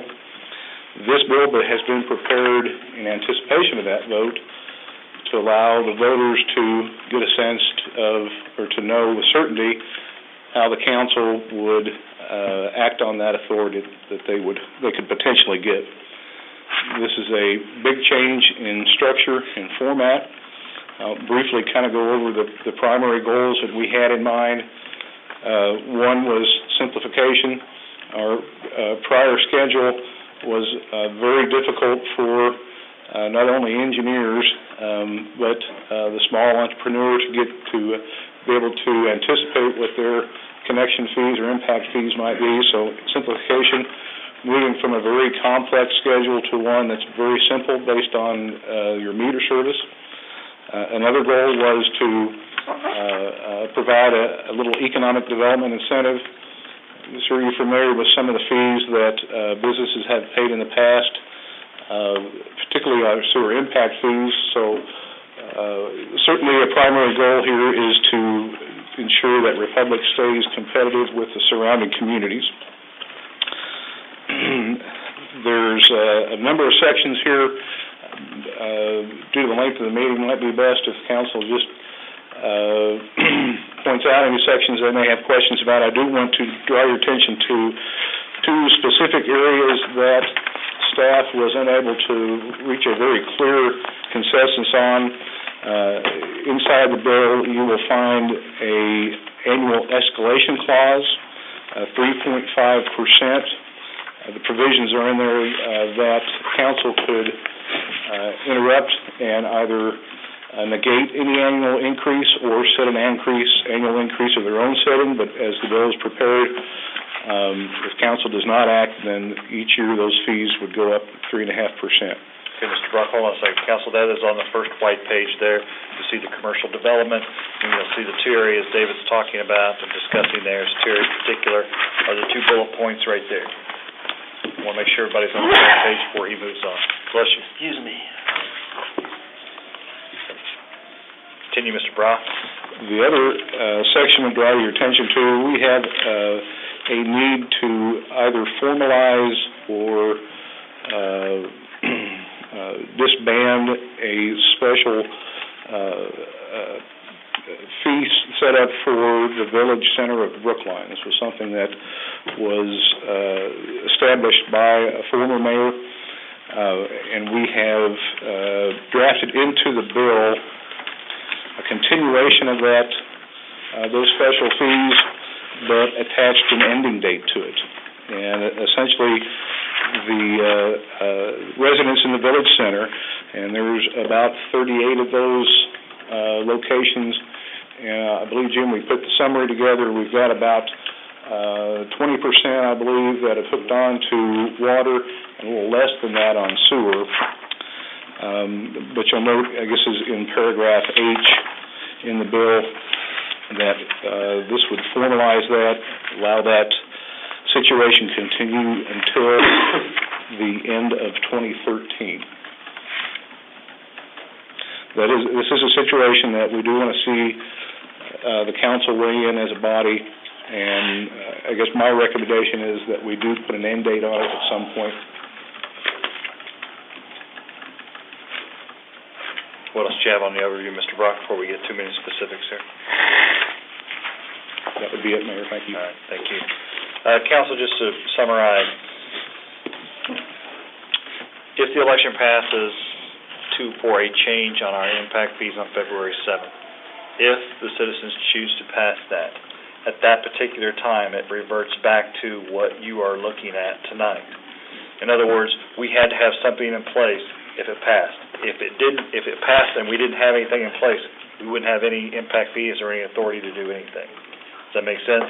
So if this passes on the second read in 2 weeks, then this will be the structure if it passes on February 7th from the citizens. This will be in place immediately the next day. If it does not pass you, and it does pass on February 7th, then we will have to make some emergency changes to make sure that we get a impact fee rate structure in place at that time. If this passes in 2 weeks and February 7th, the election does not pass, I'm giving you all the scenarios, and that does not pass, then the current fee structure that we have in place will remain in place and this becomes null and void. Does everybody understand where we're at? Okay? Now, within the bill, David had mentioned a couple of different items. One of those was setting the escalation rate. If this passes and it passes through the citizens, then we come back and you'll have to take a look at that escalation rate, whether you want to leave it in or whether you want to pull it out. Also, you will have to set a formalized expiration date, as in paragraph H, as he said. Basically, when we consolidated with Brookline, we gave the people in that particular area X amount of time to hook up to water and sewer without any fees. This sets an actual end date to that discussion. Basically, it was never finalized. So this actually puts an end date in there, allows them time to, if I'm not mistaken here, it says December 31st, 2013, gives them at least a year and a half to almost 2 years to get hooked up. But that is for council discussion if everything passes. Now, questions, comments on that from Mr. Brock? Did I cover everything that you gentlemen need to cover? Yes, well, I think in order to make those decisions, and just I want to make sure that from the staff side we're clear, the escalation rate and the exemption for the Brookline residents, those will leave in unless somebody objects to those. We'll have to have some sort of within this ordinance, we'll have to have some sort of a decision on those 2 points. I don't know if that was what you were saying, or I was wanting council to make sure that they're aware that these two are in there. These two you can leave them as is, you can change them, you can make recommendations, you can make a motion to change however you want to do it. But those 2 things you're going to need to look at specifically, as well as the rates themselves. So this is a very complex bill, but at the same time, it's very important that we get this right the first time. And this information that we have in front of us came from H.D. Archer. They have put some information together. They did the study to make sure that our impact fees going forward on water and sewer, residential and commercial, are in the right place for our future growth, and at the same time allow us some leeway. That's what we're asking the citizens to do, is give us a little leeway in the future to make sure that we have this right. Because right now, I can't tell you how complex it is to have a restaurant come to town and say, what's your impact fee? And we have, okay, well, how many seats you're going to have? How many toilets you're going to have? How many washrooms you're going to have? Am I right? You're correct. And that is extremely complex. This, however, simplifies. What size line are you going to put in? Okay, if you put in this size line, this is how much money it's going to cost you. So much more simpler, but at the same time it allows us some freedom in the future to ensure that our rates are competitive to our, the other cities around us. So now, everybody okay? Understand where we're at? I probably oversimplified it, but I want to make sure everybody understands. Questions, comments, discussion for Mr. Brock? I can jump in on just real quick. Jump in. There's nobody talking right now. On the actual fee schedules that's here, you'll see 3 different schedules. You'll see the impact fee schedule. That's meant for residential only, and that is a rate schedule that's very similar to what we have today. There's a slight increase, very slight in water, a $10 increase from $340 to $350, and then the sewer impact fee goes from $400 to $450. Very, very similar to what we've had in place. We've recommended that schedule stay in place through December 31st, 2013. And the reason that is there is because we've had discussions with the Home Builders Association. The market, as everyone knows, is depressed. Any, large upward movement in fees may deter our housing market, and we've got a very strong market right now, so we just want to make sure that we're consistent with what we're doing and make sure that we're promoting the residential market. So we've left that as a recommendation to leave those rates virtually stagnant from what they were. And then on January 1st, 2014, there's where we recommend a change take place. And you'll see a change not in the water impact fee, but in the sewer impact fees. That is where we most need help and assistance from the impact fees, and we've made a recommendation as to the rate. We've come up with these rates based upon the study that HDR Archer put together. They gave us maximum amounts that we can support. Those maximum amounts would be way more than what the market would bear, and certainly far greater than what our neighbors are charging. We went back through, looked at how much of the improvements are being supported already by the rate structure that's in place, and through that process we came up with rates that we felt were very competitive and very fair to the city as well. We did that both for residential after January 1st of 2014, and then we made the effective change immediately upon passage of the referendum for the commercial side, making the adjustment to a meter size. And if anyone wants to see those charts that were provided, at I believe the last meeting, you will see that these rates would be very competitive.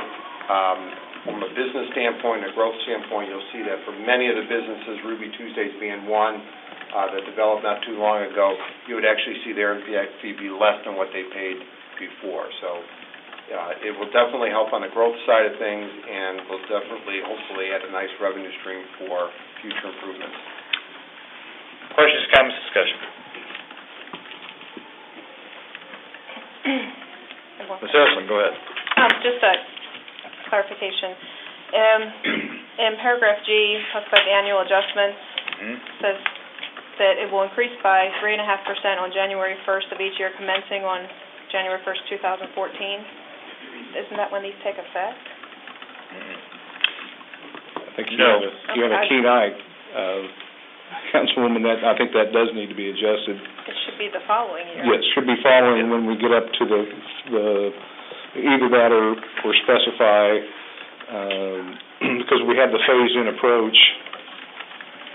Well, I just thought we can't increase them as soon as they become effective. Yeah, exactly. So, Mr. Brown? Because I think that needs to be addressed, Mayor. Okay, how do you want to address it? Well, before we go too far, let me... When I go to this, let me say about any changes you want to make. This is first read. If there are changes where we see something like that needs to be changed, I'll prepare a memo setting out what the change need to be. If you have, any councilman has another alternative they want to put forward, let me know. I'll put it in the form of a memo. You'll have it available at the next meeting. Fair enough? But I do, just to explain that rationale of January 1st, 2014, that was consistent with the change in the residential impact fees. So the top would be into effect and would not be subject to any rate increases. So we actually, by doing this, froze the rate increase until January 1st, 2014 for both residential and commercial, just to give a period of stable rates for 2 years. But that could be changed, as Ron mentioned, if that's could be changed, to the current year or however we wanted to. But that was just to be consistent with when the change in residential took place. Yeah. I just didn't want it to come up later. It just seems... Agreed. Yes. You want to make that recommendation to Ron to make that in his memo? Fair enough. And what's the 3.5% based on? That based on, what number are we increasing by 3.5%? The actual water and sewer impact fees would increase by 3.5%. So the $350 water impact fee would go up $10 and some odd cents. Okay. I just did notice one fault that we have that I didn't catch before. That 3.5% increase, our last sentence says annual adjustments will be rounded to the nearest 25. There will be no increase on the lower amounts because your 3.5% isn't going to jump you to, it'll always stay at $350. So we would need to make an adjustment to that as well. In other words, remove that. Go around to the nearest $5 or something less. Yeah, we might need to change that adjustment amount. I'm just curious, though, how did we go from $450 to $1125? Well, and David can correct me if I'm wrong on this, the report came back that we could support up to $2,505, I believe, was the amount that the study said that we could support as a maximum impact fee for the sewer side of things. When we went through that, that's obviously a very high number and would stop growth almost instantly if we put that in place. Then we backed out of that the amount of the future improvements that's already being funded through debt and some of the existing improvements that are there that we have existing capacity in that's already being funded. So we really took the debt mechanism out of the out of that, and that is the amount that would remain. And in the study document, you will see that actual dollar amount, $1,125, is the amount that is not supported either by current rates, and it does not include the existing capacity that's already in place, as I said in the night. And let me ask you a question, David, and this may help Mr. Ward. What is the average line size going into a residential house? It's typically the 5/8-inch meter. Okay. And then, on a multifamily, would you find a 1.5 anywhere, or would you more like find a 1 or a 3/4? We see a 1-inch service line, a 1-inch meter will serve up to a fourplex. We don't currently have any 1.5-inch meters in our inventory. We think we need to add that because of the progressive scale. It's not that it's not a standard in the industry. It's just Republic traditionally had limited meters to full sizes, but because now there is a substantial difference in fees, we think we need to add the 1.5-inch meter into our into availability. 1.5-inch would probably serve 8 homes. 2-inch meter will serve up to a 24-unit complex.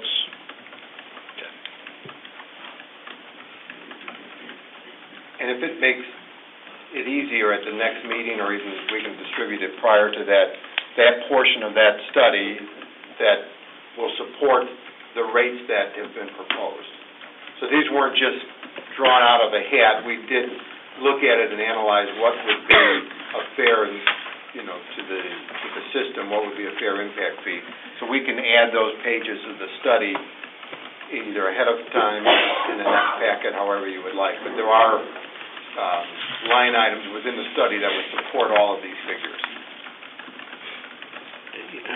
That may be true. I'm just saying that's almost 3 times as much money in 1 year. That just seems high. Recommendation? Pardon me? Recommendation? Well, I'm not building, so it probably doesn't matter. If I was building, it might make a lot of difference. You're right. What did the homeowners, HBA, have anything to say on those particular fees? How did the HBA come out? They didn't make a comment about the actual dollar amounts. They did make a comment that they don't believe impact fees are fair to begin with, so they're not a big proponent of impact fees, but they do acknowledge that they're there for a reason, for a purpose. They were the ones that recommended that we put in a 2-year waiting period before we make any substantial adjustments. Gave them the background information, a copy of the study. They've not provided any feedback to say yes or no, they agree with the numbers. Okay. They just caution not to be too high to shut down the building market. And I would tend to agree with that. Are we competitive with that number? I mean, Dave, do you know what? We are, and as Jim noted, we'll get you with a regional comparison. And that's one thing I would just want to pass on to Councilman Ward. Recall that those impact fees, $400 for a single-family residence, were set in 1996. They haven't changed since 1996.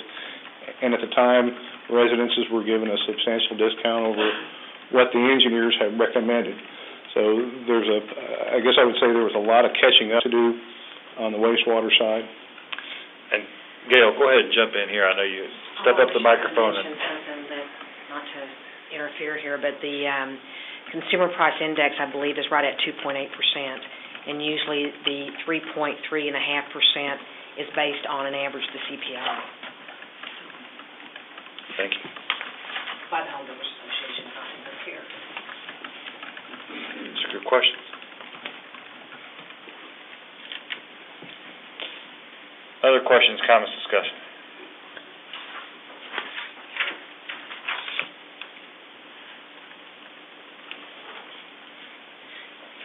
And anyone wishing to make an amendment, whether it's a recommendation for different fees or whatever, please note those to Ron or bring your amendment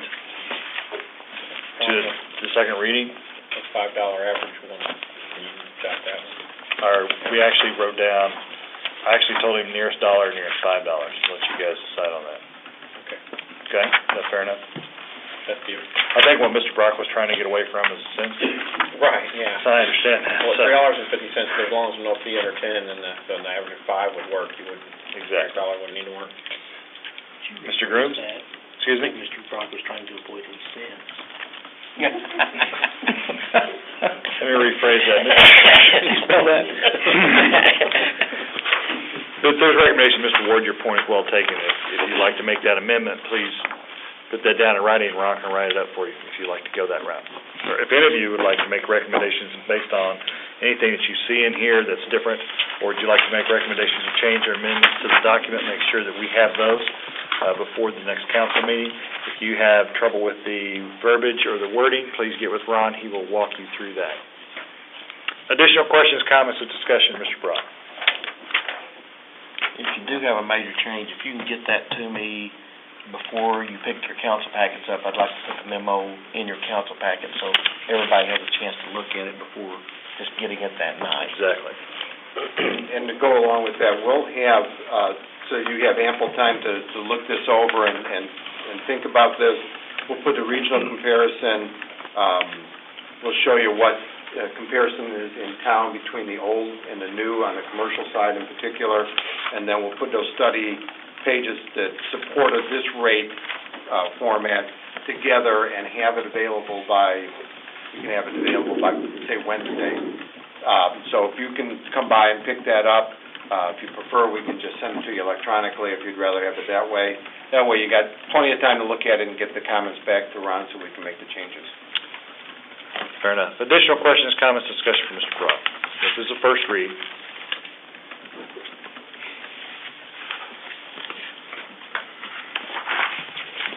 Anything at all? Fair enough. Thank you, Mr. Brock. We'll move on to the next item on the agenda. Need a motion to have the first reading of bill number 12-20.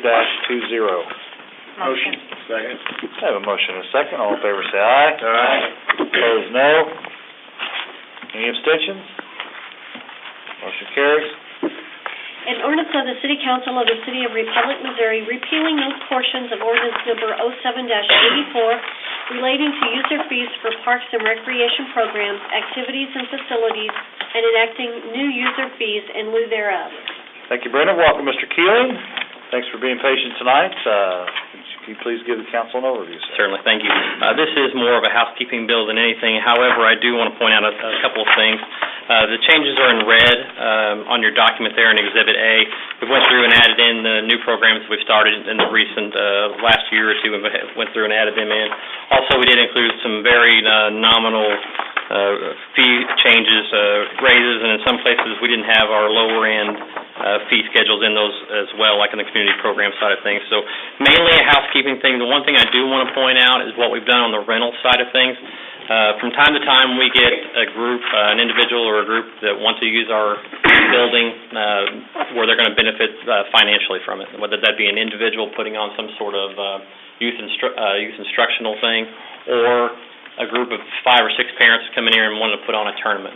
That's totally seen different as a nonprofit or a non-for-profit organization coming in here at our building and using those sort of things. So what this will do, and this is not a substantial amount, so these trickle in from time to time, but this will formally set fees for those type of rentals.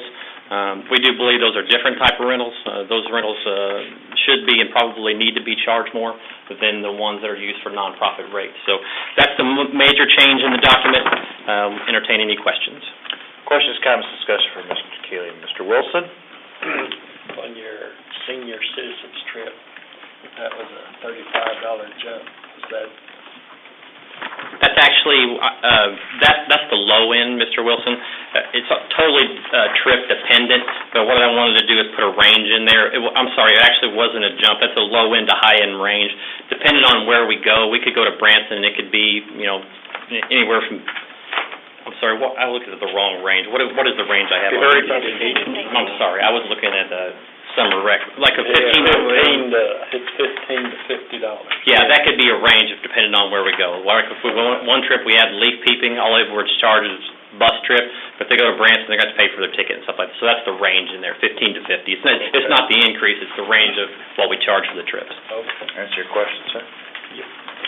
Additional questions, comments, discussion?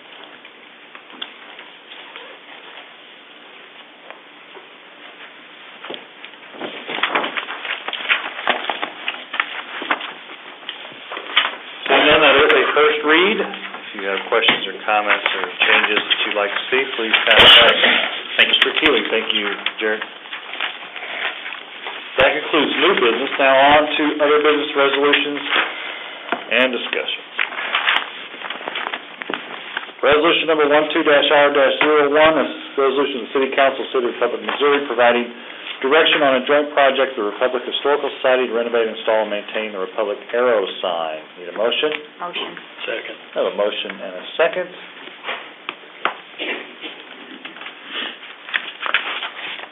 Mr. Brock, welcome back. Please give us an overview, sir. We're looking for feedback from the council on a potential project, a joint project with the Historical Society to renovate one of the old Republic Arrow signs and display it out in front of the St. John's facility. We're at a point now where we need to ensure that the council is comfortable with the basic premise of what's being proposed. We need to work with MoDOT and can acquire some of the right-of-way. The most efficient way to do that is to have the public works staff do the survey work, submit legal descriptions, and before we expend those resources, we want to make sure that, again, that the council is comfortable that we can bring them a written agreement that spells out the terms and there won't be any major hiccups. Essentially, the Historical Society is proposing to do the renovations, cover the installation cost, and then turn the sign over to the city for future maintenance. And I personally don't remember the neon being lit on the sign, but it is something that may incur substantial maintenance costs down the road. I'd like to think that we could find funds in our street department budget to keep the sign well maintained. I do think it's in the city's best interest not to see it become in bad shape again as it was before we dug it out of the ground up on 174. So again, we're looking for feedback. Basic premise of the agreement, the resolution essentially, one option would direct staff to continue to work with the Historical Society and MoDOT, prepare that formal written agreement. The other option on the resolution is that the city would decline to participate at this time. Mr. Grooms, go ahead. The day that we met him out there, David, the gentleman talked a little bit about the maintenance, and it was pretty pricey, as I recall. Wasn't it like $100 just or more just to show up, just to change a bulb out, and only they can do it? There would be a limited number of firms in the area that would be able to work on the neon lighting. It's kind of a specialty, yes. And was there like an annual charge? I don't recall everything. Remember a charge? I think it was per hour. It was just a per hour. There wasn't an annual maintenance agreement or anything like that. No, nothing. It seemed like they said they would come out once or twice a year just to take it apart and clean the bugs out. I'm sure they'd be happy to give us a proposal to do that. Honestly, my sense is for most of the routine stuff like that, we should utilize our own staff. The scenario concerns me would be substantial vandalism that really requires shop repair, so to speak. And I guess what I'm envisioning is setting up essentially or building up a repair fund that you contribute every year for that worst case scenario. And once it's built up, then your maintenance really is just limited to, as you mentioned, cleaning the bugs out. Mr. Quickenbeard. if we enter into this agreement, let's say it is vandalized or becomes a headache or costly, can we rip it out of the ground again, or does this commit us forever to keeping it there? I don't think your attorney would let you sign an agreement that didn't have some sort of termination clause in it. Now, this sign, Go ahead, Mr. Wilson, you're on the floor. this sign is enclosed with no lights on the inside. It's just neon on the outside. Correct. Now, there's a shadow box, or I call it a shadow box, that was not original. Essentially, the portion you see there, historic downtown, I think that's got the interior. Oh, okay.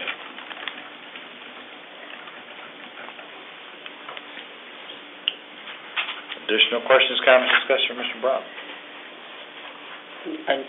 Mr. Grooms? Mr. Ward? Dr. Ward? You don't... I know that the Historic Society is taking care of the original renovation, but those costs ought to give us an idea of what we would be facing if we were looking at vandalism. Do we have any idea what that was? I think the proposal from the sign company is about $7,500. But the substantial part of that is restoring, I mean, this is the old enamel. I think that's the bulk of the cost, not necessarily the neon tubing is not the expensive part of that. I'm just thinking. And the baked enamel, that's, I mean, that was... 12-year-old with 12 minutes in a hamper costs the city $7,000. Why is that off the ground? I don't know. Don't give me any idea. Thank you, Mr. Grooms. Dr. Ward, go ahead. This will not be popular. Of course, I've been that way tonight anyway, so. Why don't we give the sign to the museum, and we could make some signs using our logo and other things and put them in different places. I think we could actually put more signs out talking about historical downtown that are painted nicely, done nicely as signs, rather than worrying about the more annual upkeep. I realize a 12-year-old and a hammer in 7 minutes on a sign can do damage too, but it's a sign. It's a lot less.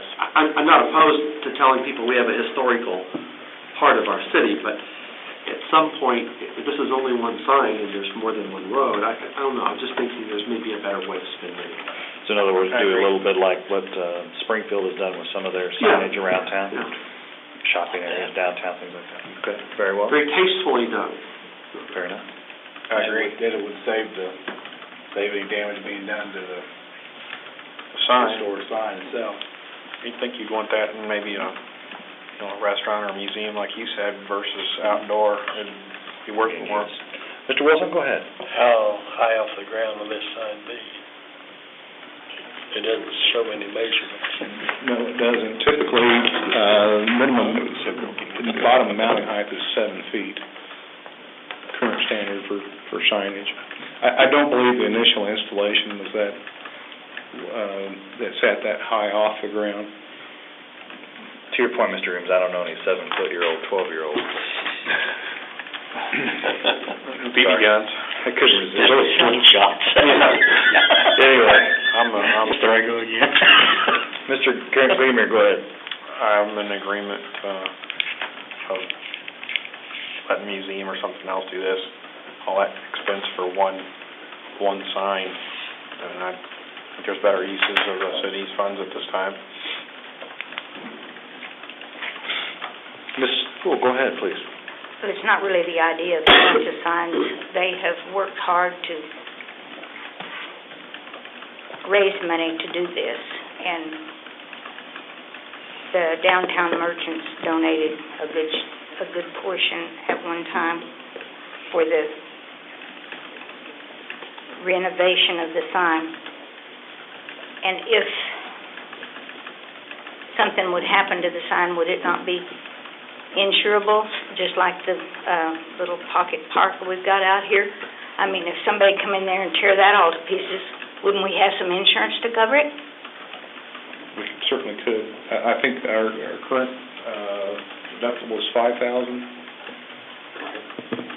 If the sign costs $7,000, but Subject to our deductible. what I'm looking at is, I mean, if we're insured, if the park's insured, why can't the sign be insured?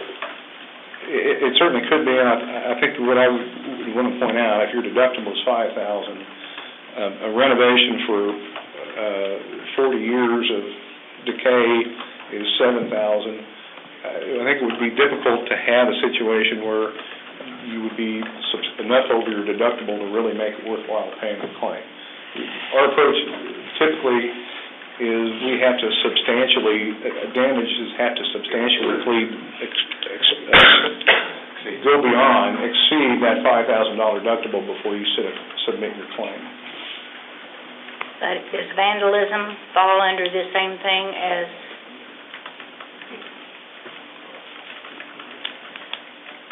Does it not fall under something different? No, I think vandalism would be covered. Yeah. But it'd be the That's full what I'm deductible. saying. It's not a different deductible, I think is what you asked. Is that what you're asking? It's not like there's a lower deductible on different types of crime or whatever? Still $5,000. It would still be $5,000 regardless. If they do $4,000 in damages, there's just $4,000 in damages to a sign. We can't turn it into insurance. We either pull it out or fix it. Or if it was restored and put inside of a museum or a restaurant or something like that, it'd be safe and stay in a good condition. Mr. Brock, Mr. Ward brought up a good point. If council says go have the sign put in, have the sign restored, have them put it in their own museum, how much would signs like Mr. Ward is talking about cost? I'm not sure on the same page of the type of sign, you're talking about the wayfinding signs that they... It would need to be big enough so people driving through might see it. But it's a sign, a metal sign. And those typically, the 18 by 24 inch, those generally run $200 at most. And it depends on the amount of lettering that you put on there, but... What about I think what Dr. Ward's talking about, if I'm not mistaken, correct me if I'm wrong, Springfield has some of these nicer signs, something to that effect, talking about historical downtown. Is that what you're... Yeah, I mean... That's what I got. I wasn't even thinking about a price. I was really thinking about the longevity and durability and eye appeal, where you could get several of them. And that's the same line, when you said that, I was thinking along the same lines, is that what Mr. Brock is asking here is how do you want to participate, if you want to participate, and if that's an idea, how do you want to move forward, if that's an idea you want to pursue. I think that's what Mr. Brock is asking for us in the direction.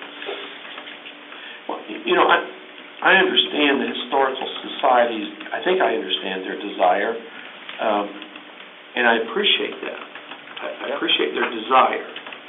But in terms of practicality for the city, I'm not convinced that there isn't a better way to go.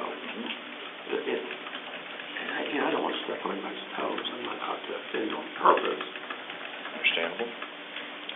Mr. Harder? I'm kind of agreeing with Dr. Ward that the amount of time to restore that sign to its former glory, I suppose, and have it be vandalized again. I'm kind of hesitant to even put something out there again to have it vandalized again, because the last time we had got vandalized, and it will be vandalized.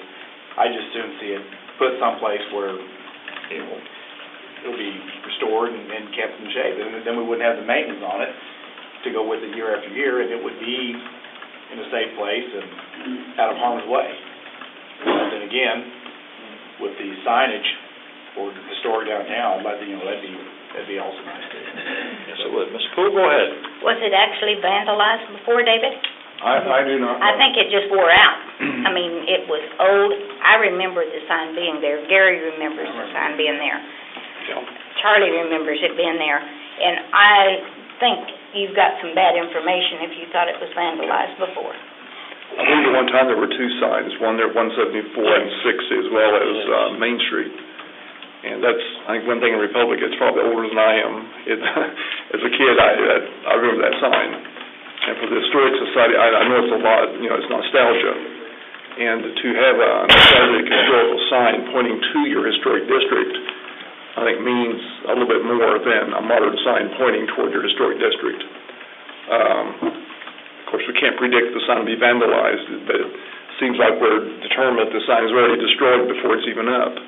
I agree. But, if it was your money, would you put $7,500 or whatever it is into that sign and stick it out where it's going to be? If it was you, I was going to say, over the years, I can never remember that sign being vandalized. But that's not saying it wouldn't be vandalized tomorrow, so. But I think you're right. I think the root of the discussion is nostalgia. And it's difficult to get over that one. Well, I think they have worked hard to restore the sign, and in their thinking, I'm sure they thought the city would at least be kind enough to support them with it and do what we could. And I think that personally, I feel like it's our obligation to do something to help them to keep their morale up about it, because if we just knock them down, and they've probably, I think I heard them say they need about $2,000 more, I'm not sure, but that's a lot of money for them to raise for us to sit here and put our thumbs down on it. And besides that, for about 2 years, a committee worked on signs in their own Jim's desk and the mayor's desk, and we worked on signs, and nothing has come from that. So those are kind of hard to fund, Ms. Poole. What? Those are hard to fund. You got to find money. I know. Well, I realize that, but I mean, we put a lot of things in the budget, and it seems to me that when someone spends their time as much as has been spent, then at least we can give some leeway toward it. That's fair enough. Ms. Harrison, you had a comment. Yeah, my only comment is this. We can't say that the sign's going to be vandalized. I mean, that's like saying that I'm going to walk out of here and shoot somebody. You don't know that. I don't know. I'm not. The point is, this will be in our care, correct? This will be in our care once they turn it. We put it up. If something does happen to the sign, if somebody goes off the road and runs over it, we can decide to take it down if it costs too much. Yes, we can structure the agreement that way. So what's the harm in putting it up if it's not costing us beyond putting it up there? They're fixing it. We're not doing that. If it winds up costing too much money, we can always take it down. Are we paying for power to it? Yes, it would be. General maintenance involved. So how much? I mean, give us I have ballpark that. no experience with neons is high. meter services for neon signs. I might defer to Mr. Grooms. They can't be solar powered. It would be negligible. I suggest we table this until we get some more information from the Historical Society. I guess my clarification would be, Ms. Bull, what kind of information do you need? What? What kind of information do you need Well, from the Historical Society? Mr. Brock's proposing that if they get it finished, that, or that they renovate it, we assume ownership, fund it, annual maintenance costs. So that's what Mr. Brock is proposing right now. So I'm not sure what information you're going to need from the Historical Society. if we reject it and they opt to go ahead and do it, then It's theirs right now. It's their decision to renovate it one way or the other. It's not our decision to renovate it. Our decision is whether you as council want to put it up, want David's crew to maintain it and pay the electric bill on it. So They put it up. Excuse me? Go ahead. They put it up. Exactly, cover installation. After everything's done, then they want us to take it over. Exactly, once everything's completed. So what Mr. Brock is asking you, whether as council, do you want to assume that ownership and fund the ongoing maintenance costs? I think, is that what? It's going It is, and this is full loaded, this is something that they have been talking about for a couple of years. And I know that. we've gotten to the point where we need to be upfront with them about what the city's intentions are, because Because if they are led to believe that we are going to cooperate with them. I know that. Can I ask a question? Yes, sir. Okay, first of all, I want to start off by saying, I don't really think, upon learning the minimum mounting height there, I'm not too concerned about vandalism. And the 12-year-old? As far as a car running off the road, given the location where it's going, that driver's got a lot more to worry about than that sign, and hopefully that driver will have insurance and we won't need to worry about our own. There is still potentially substantial maintenance issues. And I've lost my train of thought here as I started listing things off. But you said they've been led to believe, and I'd like to know by whom. That's what I mean. Who's led them to believe that the city would take over? I understand they put a lot of time, effort into raising the money and working towards this, and I appreciate that. But respectfully, I kind of take issue with the statement that obligates us to take it over. I just know what I've been hearing them say down the line, from time to time.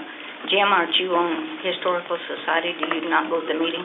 No, I don't go to the meetings, but I think I can clarify a little bit. Maybe what they were led to believe is that it would be presented to council.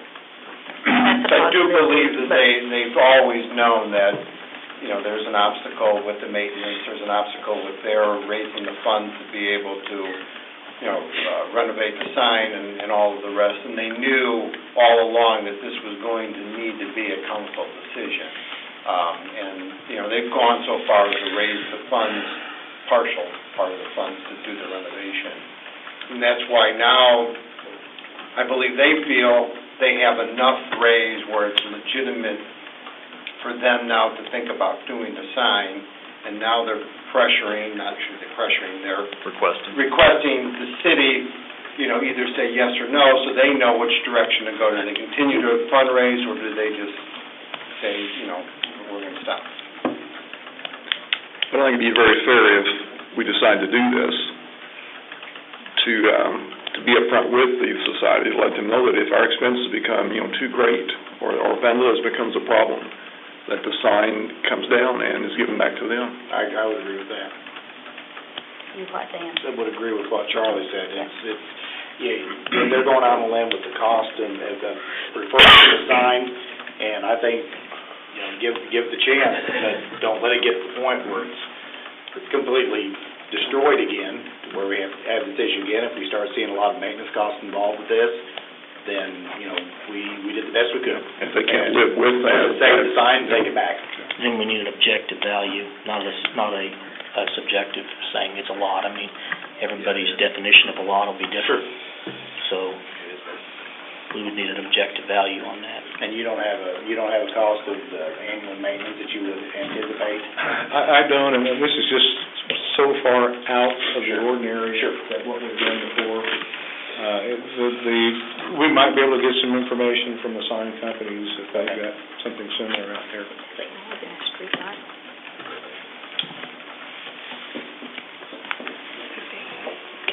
How do you want to proceed?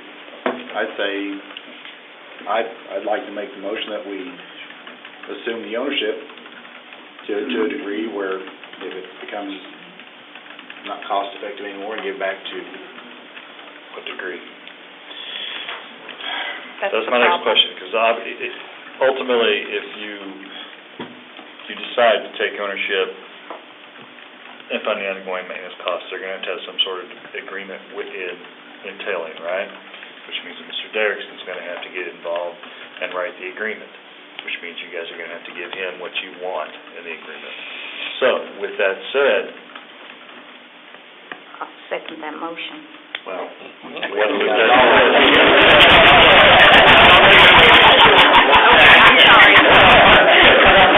I'm saying is that if that's the direction you want to take, Mr. Durkin's going to have to write an agreement that is acceptable. So he's going to need your input on what it is that it needs to be in the agreement along with Mr. Brock, because Mr. Brock's department will be the ultimate end authority on it, and they will be the ones that are taking the applicable action. My question is if that's the case, then Mr. Derrickson's going to get involved and have to bring, I want the agreement back here. Could it state that the damage report be brought to council, and the council make the determination at that time? It's however you want to do it. Instead of the dollar amount? All I'm saying is that Mr. Derrickson's going to have to write the agreement. Mr. Derrickson's going to write the agreement. Mr. Brock's asking for direction here tonight. If you want to make that case, then right now you've got a bill on the floor right now that's already been motioned and second for this particular action. If you want a possibility of tabling that to have an agreement written up, that's your call. If you want to vote on it just as it is, that's your call. In my opinion, though, if Mr. Brock's going to be involved with his department, his people, and his liability, that we need to make sure that his agreement or whatever he has in place is forthright, is correct, and clear and concise. Is that very much? Yeah, what I'm hearing is some type of agreement that council can take a look if you do decide to table it. Some type of agreement brought back to council setting out that if some major vandalism occurs, that council makes the ultimate decision as to whether or not to fix it or return it to the Historic Society. Don't put the other option would be to put an exact dollar amount in there. If it's And I gonna cost more than X dollars. Vandalism either, More than major point, not just The second manually issue I major hear things. is ongoing maintenance, just year-to-year maintenance, not vandalism.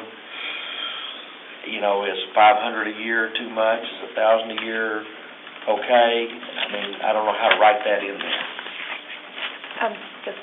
Ms. Harrelson, go ahead. Could you find out, before the next meeting, make some phone calls and find out what generally the yearly maintenance would be? We can.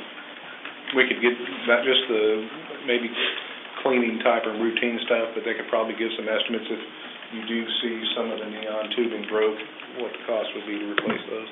I think I'd be more comfortable waiting to see that before I made any decisions. It's your call. Hey, I'm not sure where we're at. Motion to table. Well, we've got a motion. We already had a motion. And a second on the resolution. We have a motion you made for an amendment. Do you want to withdraw that Yes, motion? I do. I will withdraw that motion. Now someone can make a motion to table. I'll make a motion to table to the next meeting. I have a motion to table. I'll second. I have a second motion to table. All in favor, Mr. Grimm, all in favor to table bill number 12-R-01, say aye. Aye. Opposed, no. Any abstentions? Motion carries. Brought the most discussion tonight. No horse got out. Didn't have this much discussion.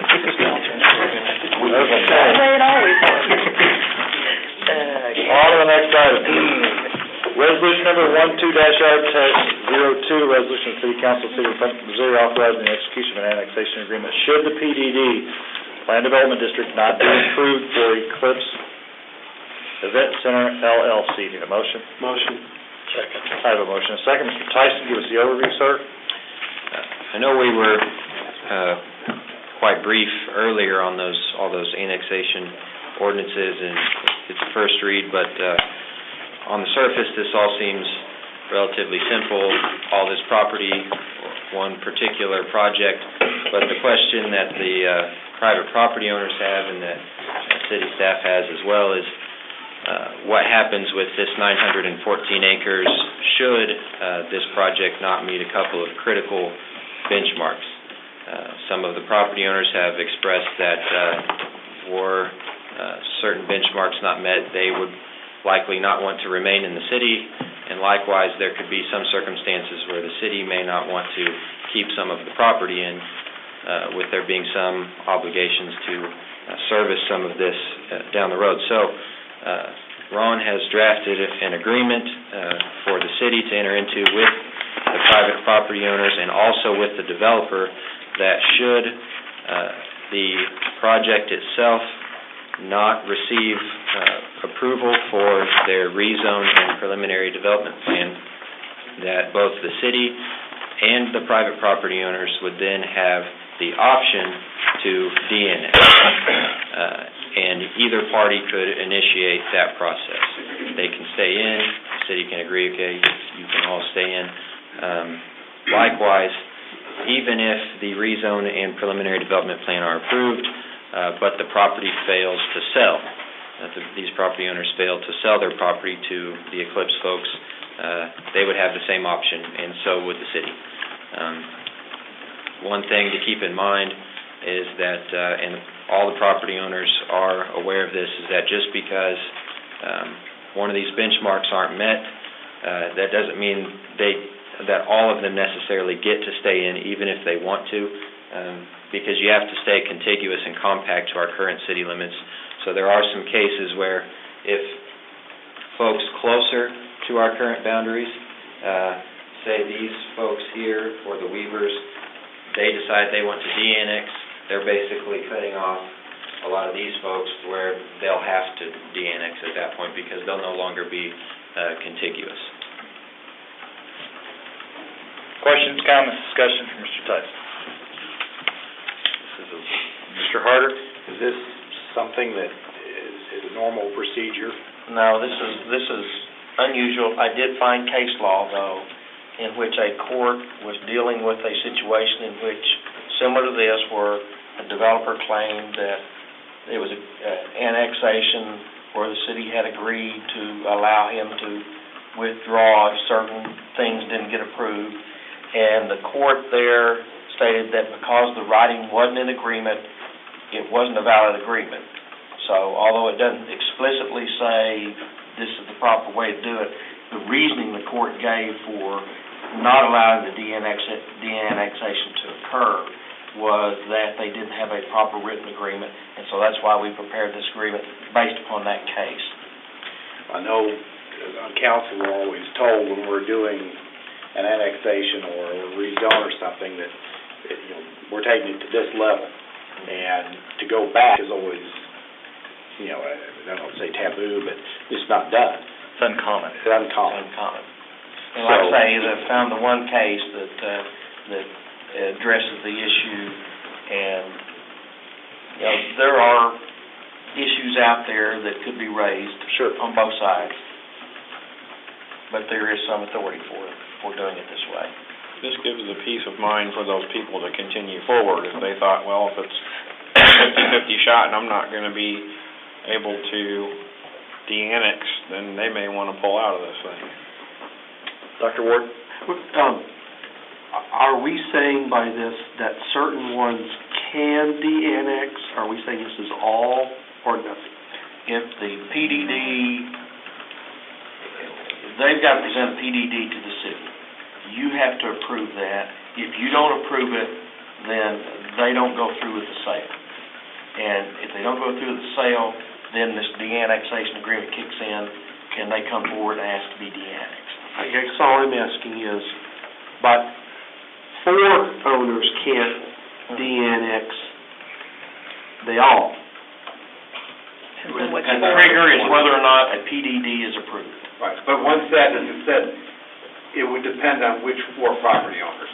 If the 4 on the outside were to say, we're staying in, that would allow the in properties to also stay in as well. But if the out properties, the outskirts of properties, were to decide to de-annex, and that would be a domino effect, and the others would then have to be de-annexed.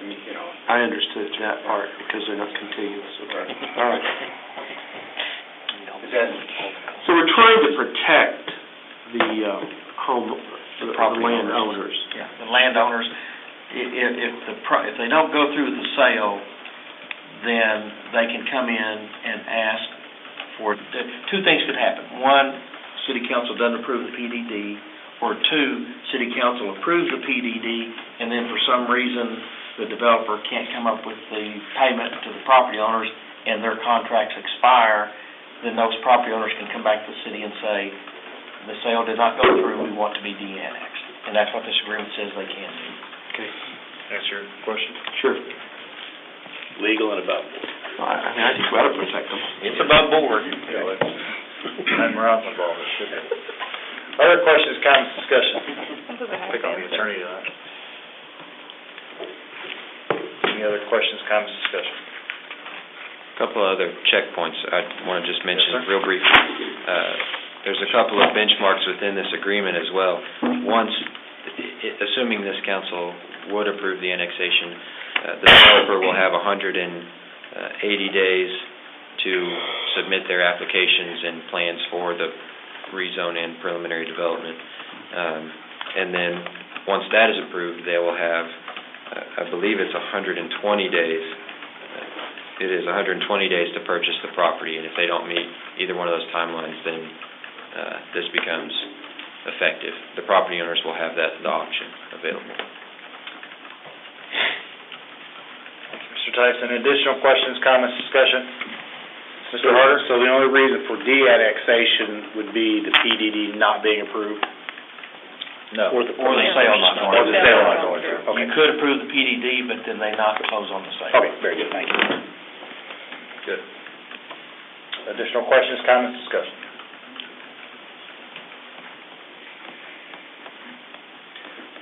Fair enough. All in favor, say aye. Aye.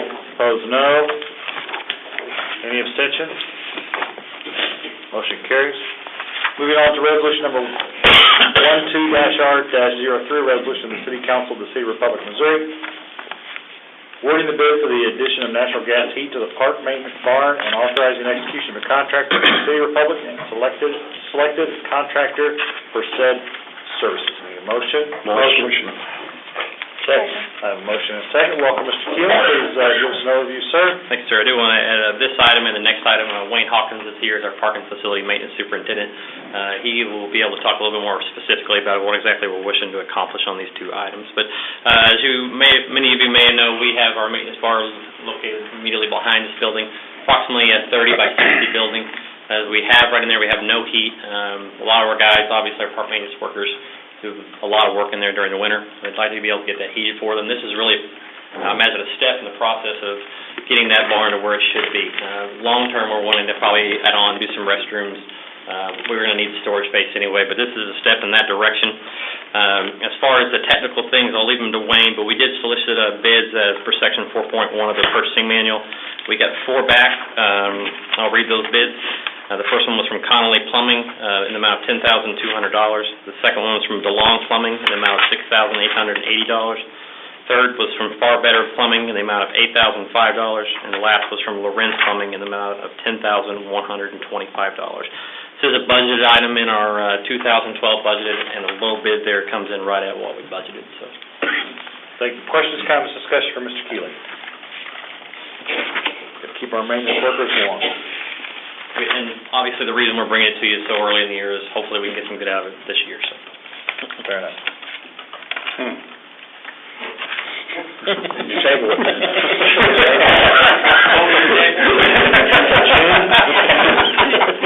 See, we could be saving money here. I'm gonna send those maintenance workers to your house to work on it. Other pertinent comments or questions or discussion beyond Daniel from Ward 4? He told me he'd be nice. I said it. That's all it takes. I do want to say DeLong has done several bit of work for us over the last year and a half, and they've done well, so. Anything at all, council? Fair enough. All in favor, say aye. Aye. Opposed, no. Any abstentions? Okay. Fair enough. Motion carries 7-0. Keep them cold. Next item on the agenda, resolution number 12-R-04. A resolution of the City Council, City of Republic, Missouri, awarding the bid for electrical upgrades to the field lighting located at the Bourbon White Memorial Baseball Softball Complex and authorizing the execution of a contract between the City of Republic and the selected contractor for said services. Need a motion? Motion. Second. I have a motion and a second. Mr. Keeley, please give us an overview on this one.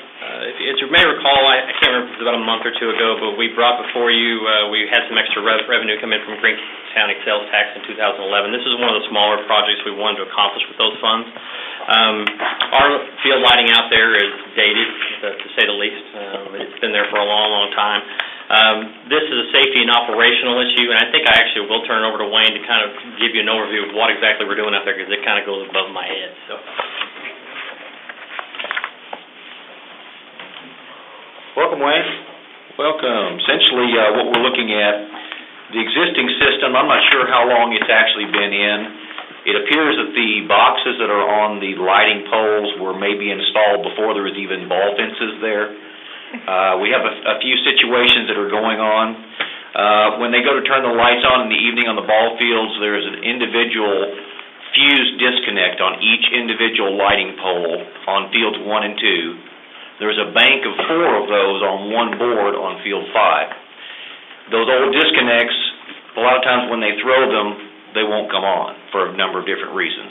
Sometimes the fuse is burned out, other times it's just mechanically it's just not operating properly. They're very old. At 8:30 in the evening when they're pulling them on, it might be a Saturday evening, we have no maintenance workers available to change those fuses out or to go work on them. So someone gets a call at home to try to come out and fix this at the last moment. Most of the workers are not trained to change those fuses. You've got young kids out there that are, just trying to help with the ball fields. They don't know quite what to do. They're afraid to touch anything because you have an exposed box in there with these 90 or 100 amp fuses in here that's got to be pulled out.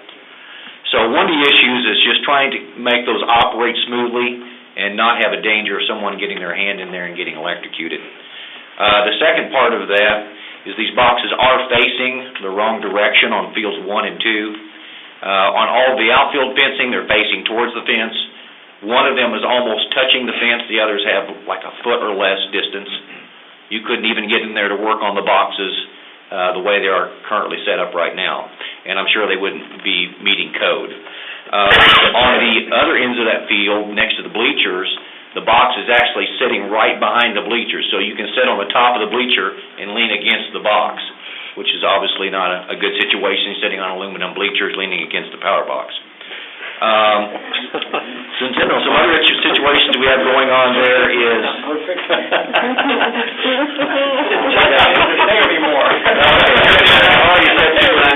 I think you're done.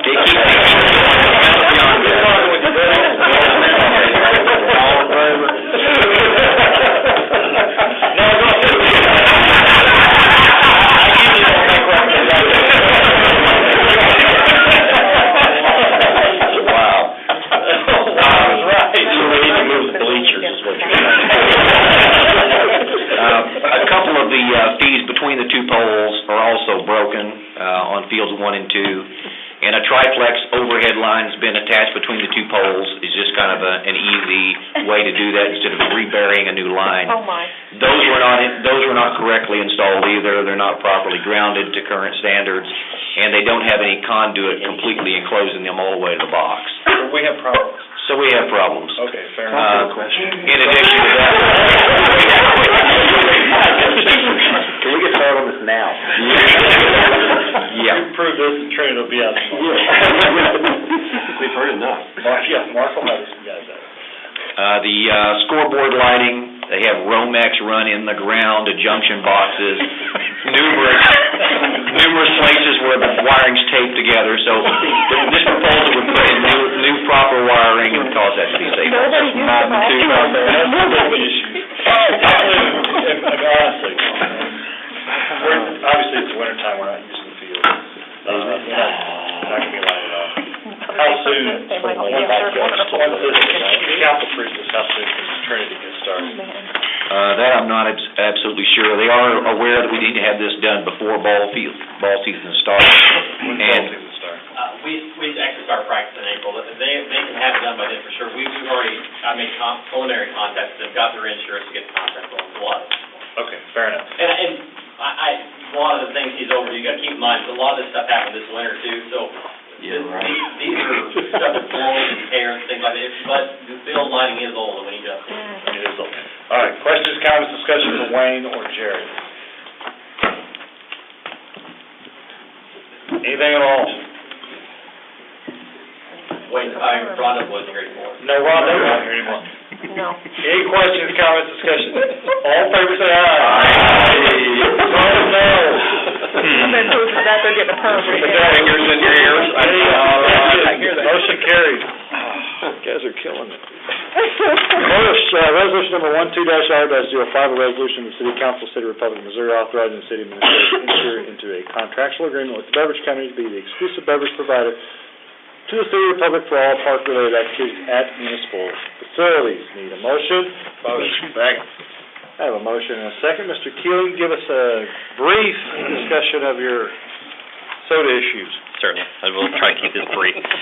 When going about trying to give exclusive beverage rights, there's really two ways to going about things. It all kind of depends on your cash position and what you're wanting out of it. In the past, the city has went we want to get cash out of it or we want to get things out of it way. We did that in 2003. Coke initially gave us $10,000, a couple scoreboards. We extended it with Coke in 2005 from 2008 to 2011, once again getting 2 scoreboards and $2,200 in a year. This puts the beverage company in a pretty weird spot, I would say, of trying to forecast out their case price to cover out those expenses they already have. If you do the history over the last 3 years, obviously they understand those things, and it's worked out to their advantage over the last 3 years. So I went into this thinking we're going to eliminate that, and we're just going to simply ask for the cheapest case price possible. And it really turned out to our favor, which I'll read over the proposals here in a minute. But once again, we went to the Pepsi and Coke, the 2 major ones, and say our volume is approximately 1,800 cases a year, which you think about it is a lot of product. We want your cheapest possible case price. You don't have to take into account any annual allotments you give us, any upfront scoreboards or anything like that.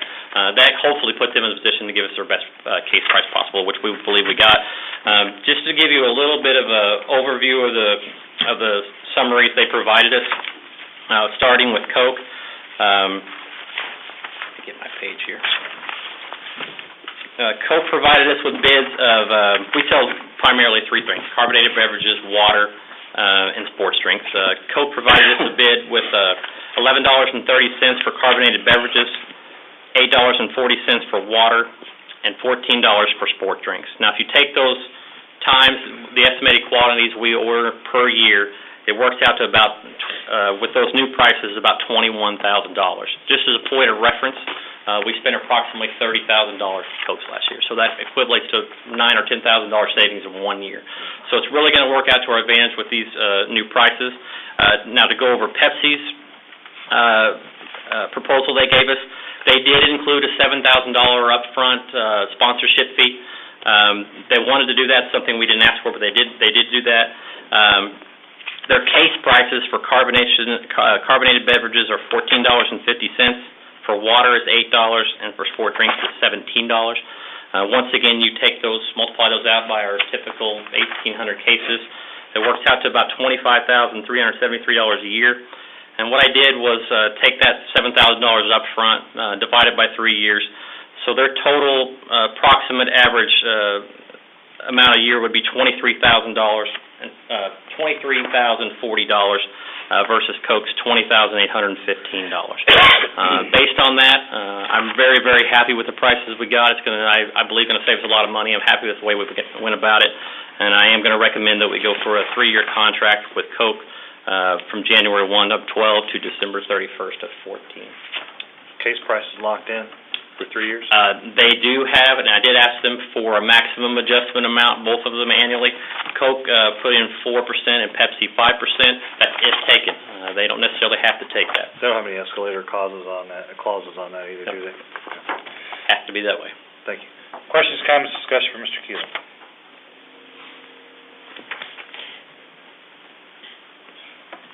Anything at all?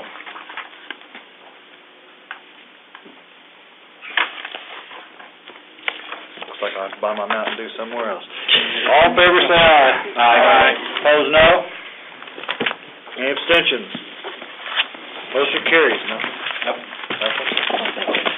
Need a motion to adjourn? Motion. Second. Have a motion and a second. All in favor, say aye. Aye. Opposed, no. Any abstentions? Motion carries. Meeting adjourned. Thank you very much, Toby Schaefer. Thank you very much for coming back. Certainly appreciate your assistance tonight. Couldn't have done it without you.